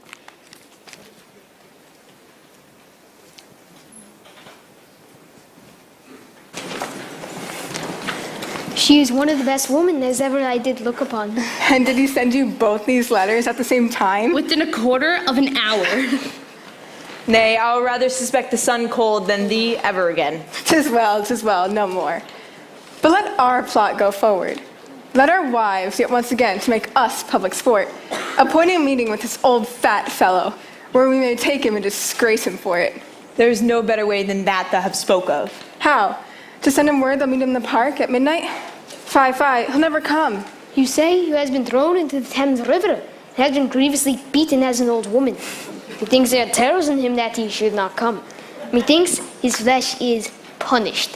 He shall have no desire to come. So think I too. Devise but how you'll treat him when he comes, and let us two devise to bring him thither. There is the old tale goes, that Herne the hunter, the keeper here in Windsor Forest, doth all the winter time at midnight creep about a great big oak with great ragged horns, and with lightning he doth strike the tree, and bewitches the kettle in a most hideous and dreadful manner. We have all heard this superstition our elders have passed down unto our age, this tale of Herne the hunter. Why, many do fear in deep of night to walk by this Herne's oak. But what of this? Mary, this is our device, that Falstaff at the oak shall meet with us, disguised like Herne the hunter, with huge horns on his head. Well, let it not be doubted but he'll come.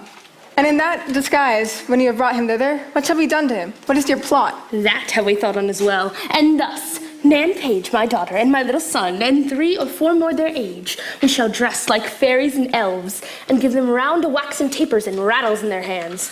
And when Falstaff, she and I, are newly met, they may come forth and encircle and pinch the unclean knight, and ask him why, in shape profane, he dares to tread on their so sacred paths. Until he tell the truth, let the supposed fairies pinch him soundly and burn him with their tapers. The truth being known, we shall all present ourselves, dishorn the spirit, and mock him home to Windsor. The children must be well practiced at this, or they'll never do it. I will teach the children their behaviors, and I will be disguised too to burn the knights with my taper. That will be excellent.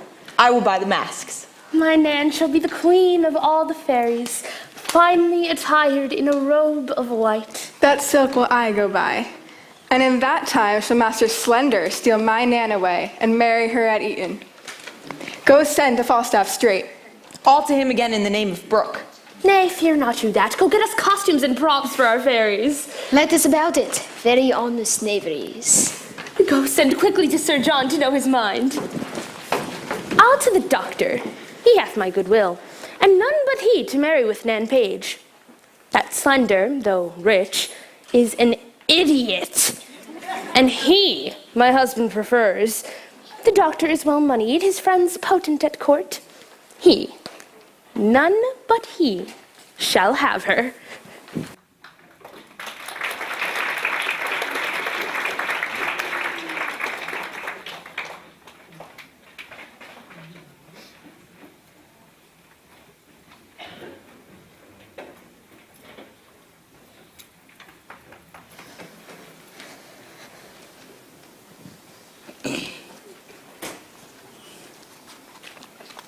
Slender sends his serving man Simple to seek the advice of the fortune-teller known as the Witch of Brentford regarding 2 matters: a chain which he suspects Nin has stolen, and prospects regarding his marriage to Anne Page.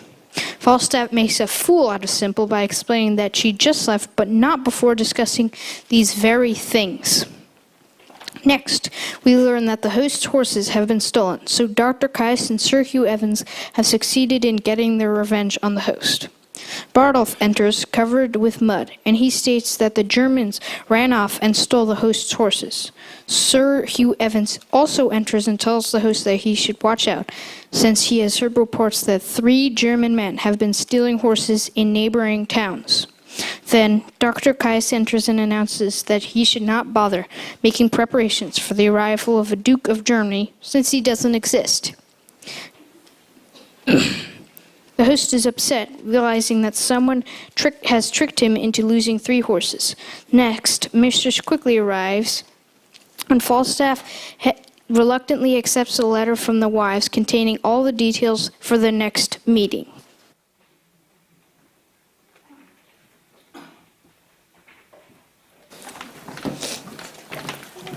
What wouldst thou have discuss? Marry, sir, I come to speak with Sir John Falstaff, for Master Slender. There's his chamber. Go knock and call. There's an old woman, a fat woman, gone up to his chamber. I'll be as bold to stay, sir, till she come down and come to speak with her indeed. A fat woman? Ha! The knight may be robbed. Sir John, are you there? It is thine host calls. How now, mine host? Here's one that tarries the coming down of thy fat woman. Let her descend, let her descend.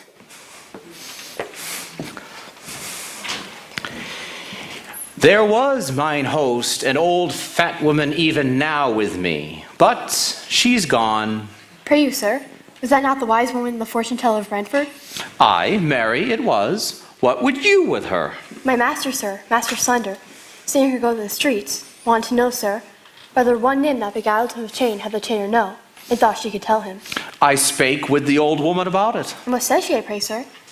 Mary, she says that the very same man that beguiled Master Slender of his chain cozened him of it. I would I could have spoken to the woman herself. I had other things to have spoken to from him. What are they? Let us know. Aye, come, quick! I may not reveal them, sir. Reveal them, or thou diest. Why? They're nothing about Mistress Anne Page. To know for my master's fortune, to have her or no. 'Tis his fortune. What, sir? To have her or no. Go, say the woman told me so. May I be as bold to say so, sir? Aye, sir. I thank your worship. I shall make my master glad with these tidings. Thou art wise, Sir John, thou art wise. Was there a wise woman with thee? Aye, that there was, mine host, and I was paid with a beating. Oh, alas, sir, double dealing, absolute double dealing. Where be my horses? Tell me good news of them, rascal. Run away, for as soon as I came, the 3 Germans threw me off from behind one of them in a slough of mire and set spurs, and away they went like 3 German devils. Do not say they fled. They are gone but to meet the Duke. Germans are honest men. Where is mine host? What's the matter, sir? Have a care of your guests. There's a friend of mine come to town and tells me there are 3 cheating Germans that has cheated all the hosts of Readings, Maidenhead, and Colebrook out of all their horses and money. I tell you for good will. Look you are wise. 'Tis not fitting you should be cheated. Very well. Where is mine host Desjardins? Here, Master Doctor, in perplexity and full of doubts. I do not know what is that, but it is telling me that you make a grand preparation for Duke de Germany. By my troth, there is no duke that whose rival is known at the court. I tell you this for goodwill. Adieu. Hue and cry, villain, go! Assist me, Sir Knight, I am undone. Fly, run, hue and cry, to find this villain and pursue this fellow. I have been cheated and beaten too. And if it should come to the ear of the court, I have been transformed, and my transformation hath been washed. Now, whence come you? From the 2 parties, forsooth. I have suffered more for their sakes, more than the villainous inconstancy of man's disposition is able to bear. And have not they suffered? I warrant you, especially one of them, Mistress Ford, good heart. I was myself beaten into all colors of the rainbow. And I was like to be apprehended for the witch of Brentford, for the knave constable would have set me in the stocks, the common stocks, for being a witch. Sir, let me speak with you in your chamber. You shall hear things to your content. Here is a letter. Good hearts, what a do here is to bring you together. Come up into my chamber.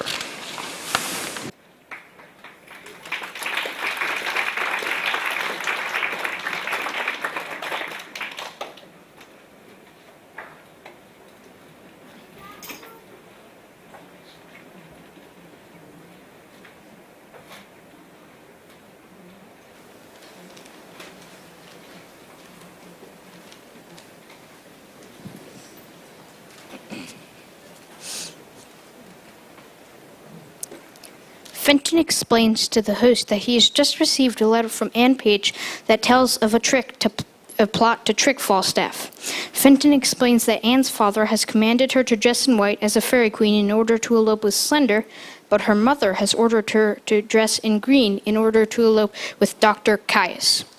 The host asks which of her parents she means to deceive, and Fenton says both, and asks the host to help him procure a vicar who will marry them that evening instead. The host agrees to help them.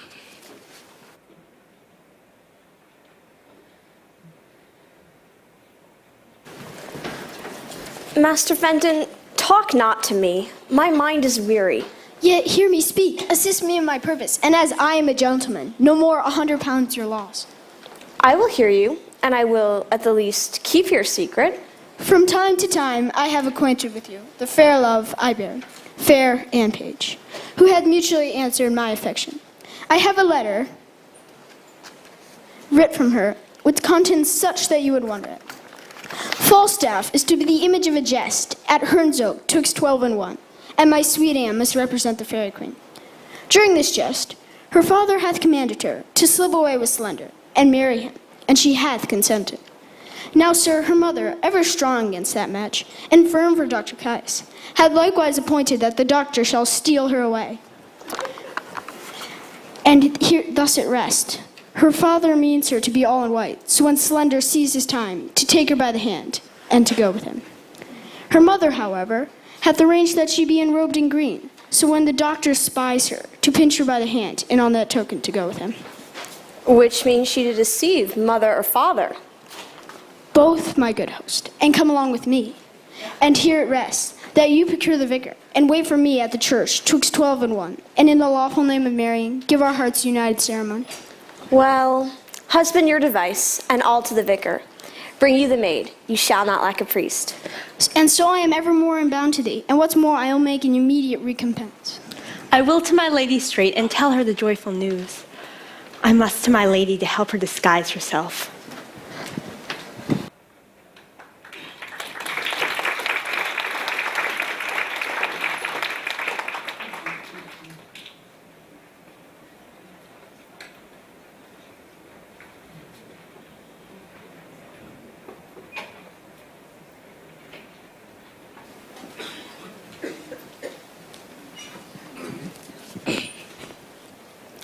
Falstaff and Mistress Quickly talk at the Garter Inn. He says he'll keep his third appointment with Mistress Ford. Meanwhile, Ford, in disguise as Brooke, enters. Falstaff tells Brooke that things will be decided that evening in the park at midnight near Herne's Oak. When Brooke asks Falstaff about the previous day's adventure with Mistress Ford, Falstaff tells him that Mistress Ford's madman husband beat him and that he now wants revenge on Ford.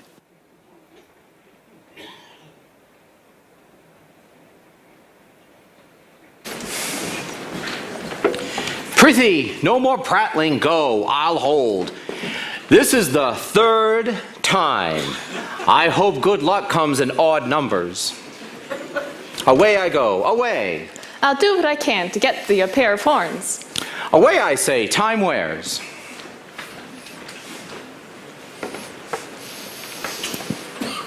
How now, Master Brooke? Master Brooke, the matter will be known tonight or never. Be you in the park about midnight at Herne's Oak, and you shall see wonders. But went not to her yesterday, as you had told me you had appointed? I went to her, Master Brooke, as you see, like a poor old man. But I came from her, Master Brooke, like a poor old woman. The same knave Ford, her husband, had the finest jealousy in him that ever governed frenzy.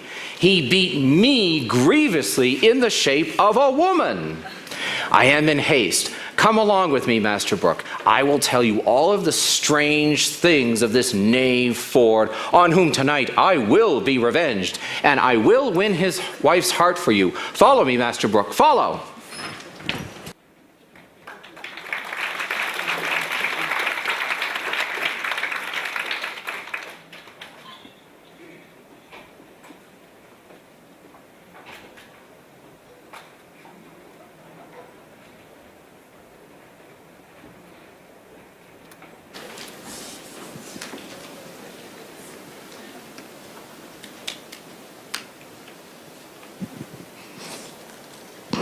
Page, Shallow, and Slender prepare for the evening's events.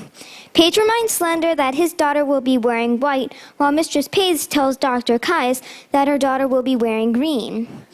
Meanwhile, both wives look forward to frightening and mocking Falstaff later that night. All head out to Hearn's Oak. Evans leads the children, all in disguise, to their hiding spot near the oak.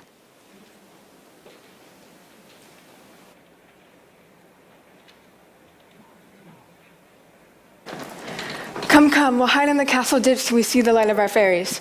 Remember, son Slender, my daughter. Aye, forsooth. I have spoke with her. We have a password how to know one another. I come to her right and cry mum, and she cries budget, and by that, we know one another. That's good too, but what need for her mum or your budget? The white will identify her well enough. 11 o'clock the hour. The night is dark. Light and spirits will suit it well. Heaven prosper our sport, and we shall know him by his horns. Let's away, follow me.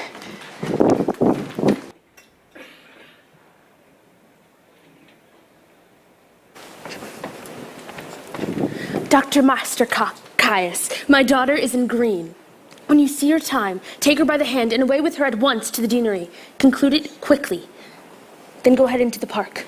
We two must go together. I know what I have to do. Adieu. Fare you well, sir. My husband will not rejoice so much over the abuse of Falstaff as he will chafe at the doctor's marrying my daughter. But 'tis no matter. Better a little bit of chiding than a great deal of heartbreak. Where is Nan now, and her troop of fairies, and Hugh?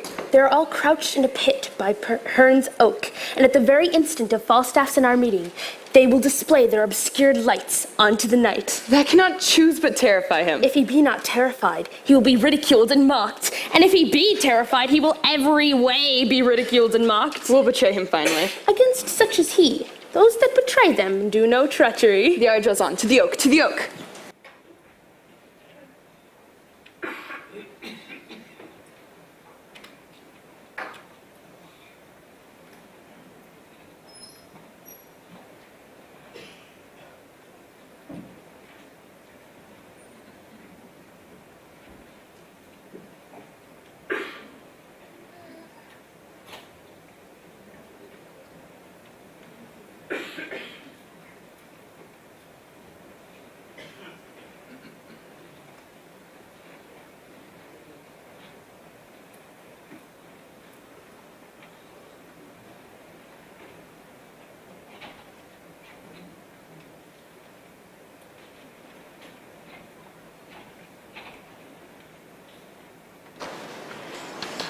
Move nimbly, fairies and elves, come, and remember your parts. Be bold, I pray you, and follow me into the pit, and I give you the watchwords do as I bid you. Come, come. Aye, we will do as we are told. And play our part. Aye, we will too.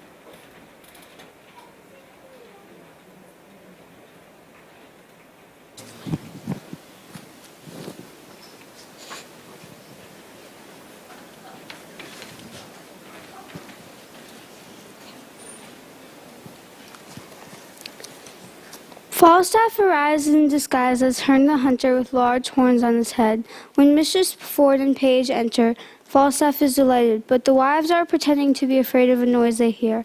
At this point, Sir Hugh Evans enters with the children, Mrs. Quickly, and Anne Page, all disguised as fairy. Falstaff is terrified, so he falls to the ground and hides his face. Mistress Quickly enthusiastically takes on her role as fairy queen, while Sir Hugh Evans says that he smells a human. Mrs. Quickly states that they will set the human on fire, and if he burns, he'll prove to be evil. So the children surround Falstaff, pinch him, and burn him with their candles. During this chaos, Dr. Caius sneaks off with one in white, and Slender steals away with one in green. When the children finally run away, Falstaff gets up and tries to run too, but Ford and Page appear with their wives, and Page states that they have caught him. And Ford reveals to Falstaff that he was broke, and Falstaff realizes that he has been made a fool of and asks if the fairies were real. Next, Slender and Dr. Caius re-enter. Both are upset because they ran off with the wrong person. Falstaff is delighted that he's not been the only one humiliated this evening, and the play ends with the acceptance of Fenton as Anne Page's new husband.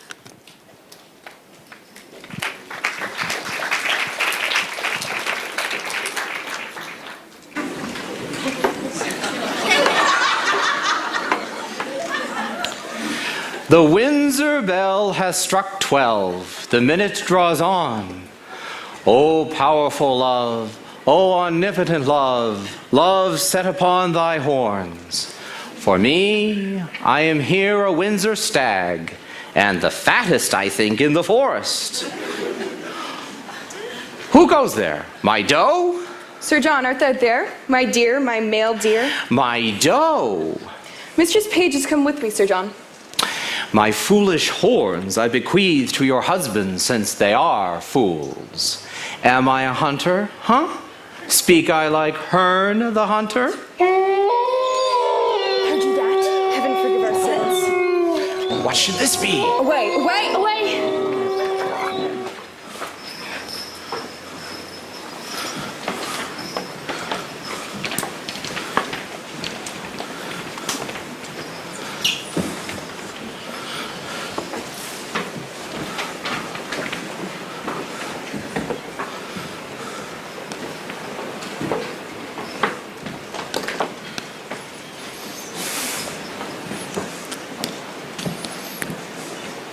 Fairies, black, gray, green, and white, you moonshine revelers and spirits of night, attend your office and your duties.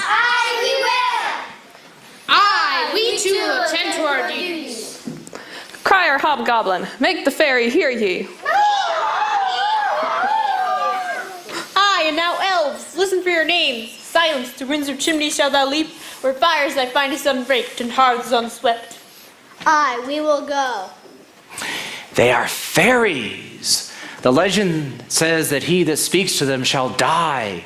I'll close my eyes and hide, for no man their works must eye. Go ye, and where you find the maid, and ere she sleep, and thrice her prayer said, give her pleasant dreams, so she sleeps as one without a care. But those who sleep and think not on their sins, pinch them arms, legs, backs, shoulders, sides, and shins. About, search Windsor Castle elves within and out. Strew good luck, oofs on every sacred room. And nightly meadow fairies, look you sing. Away, disperse, but till 'tis 1 o'clock, and then we will do our dance of custom round about the oak of Herne the Hunter, let us not forget. Aye, we will search and strew good luck. Aye, and we will disperse and sing until it's time for the dance.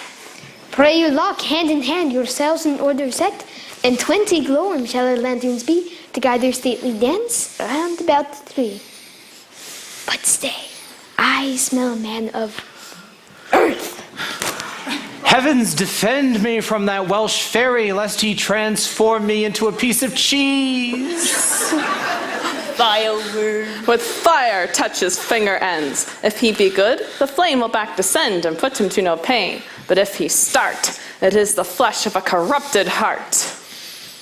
Aye, Fairy Queen, we will. Aye, Fairy Queen, we will too. Trial, come. Come, will this wood take fire?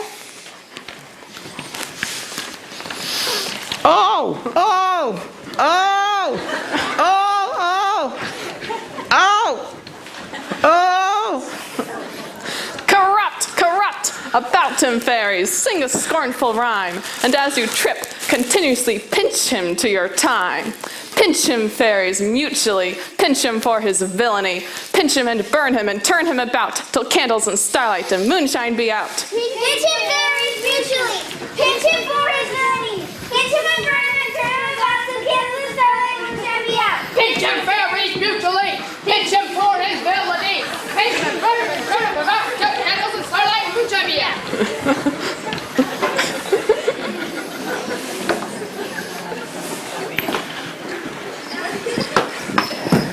Nay, do not fly. We have caught you. Come, hold up the jest no longer. Now, good Sir John, how like you, Windsor wives? See you these, husband? Do not these horns better suit to the forest than the towns? Falstaff's a knave, a foolish knave. Here are his horns. Sir John, we've had ill luck. I will never take you for my love again, but I will always count you my dear. I do begin to perceive that I am made a fool. I. And these are not fairies? No. I was 2 or 3 times in the thought that they were not fairies. And yet, the sudden surprise of my faculties drove me into belief. Sir John Falstaff, Sir of God and fairies will not pinch you. Well said. And leave your jealousies too, I pray. I will never miss down my life again, till thou art able to speak good English. Does my brain lack the means to comprehend so gross overreaching as this? Shall I wear the fool's cap? Well, I am your subject of mirth. You have the advantage over me. I am overtaken. Ignorance itself is over me. Use me as you will. We'll bring you to Windsor, to one Master Brooke, whom you have cheated out of his money. Yet be cheerful, knight. Thou shalt eat tonight at my house, where I will desire thee to laugh at my wife that now laughs at thee. Tell her Master Slender hath married her daughter. Doctors doubt that. If Anne Page be my daughter, she is by this time Dr. Caius's wife. Well, ho, ho, Father Page. Son, how now, son? Have you finished the business? Finished, but or hanged, law else. I came yonder to Eton to marry Mistress Anne Page, but I took the wrong girl and didn't notice until we got to church. How about my life? Why, this is your own folly. Did not I tell you how you should know my daughter by her garments? I came to her in white and cried mum, and she cried budget, as Anne and I had appointed. And yet it was not her, but someone else. Good George, be not angry. I knew of your purpose, and I turned my daughter into green. She is by this time at the deanery with the doctor, and they're married. Where is Mistress Page? By God, I am cousin. I have married a girl, and 'tis not Anne Page. I am cousin. Why, did you take her in green? Oui, and 'tis not Anne Page.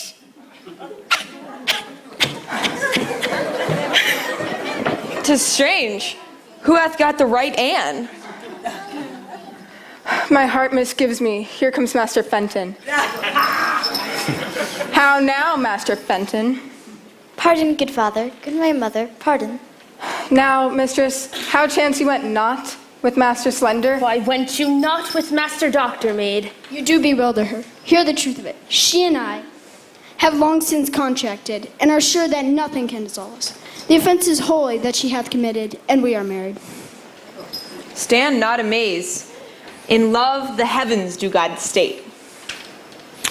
I am glad, though you have taken a special stand to strike at me, that your arrow hath glanced, and you too both are mildly humiliated as well. Well, I will complain no further. Master Fenton, heaven give you many, many merry days. Good husband, let us everyone go home, and laugh this sport o'er by a country fire. Sir John, and all. Sir John, to one Master Brooke you shall yet hold your word, for he truly does have the heart of Mistress Ford, just as you have promised. Merry days we shall have, sing and dance, every joy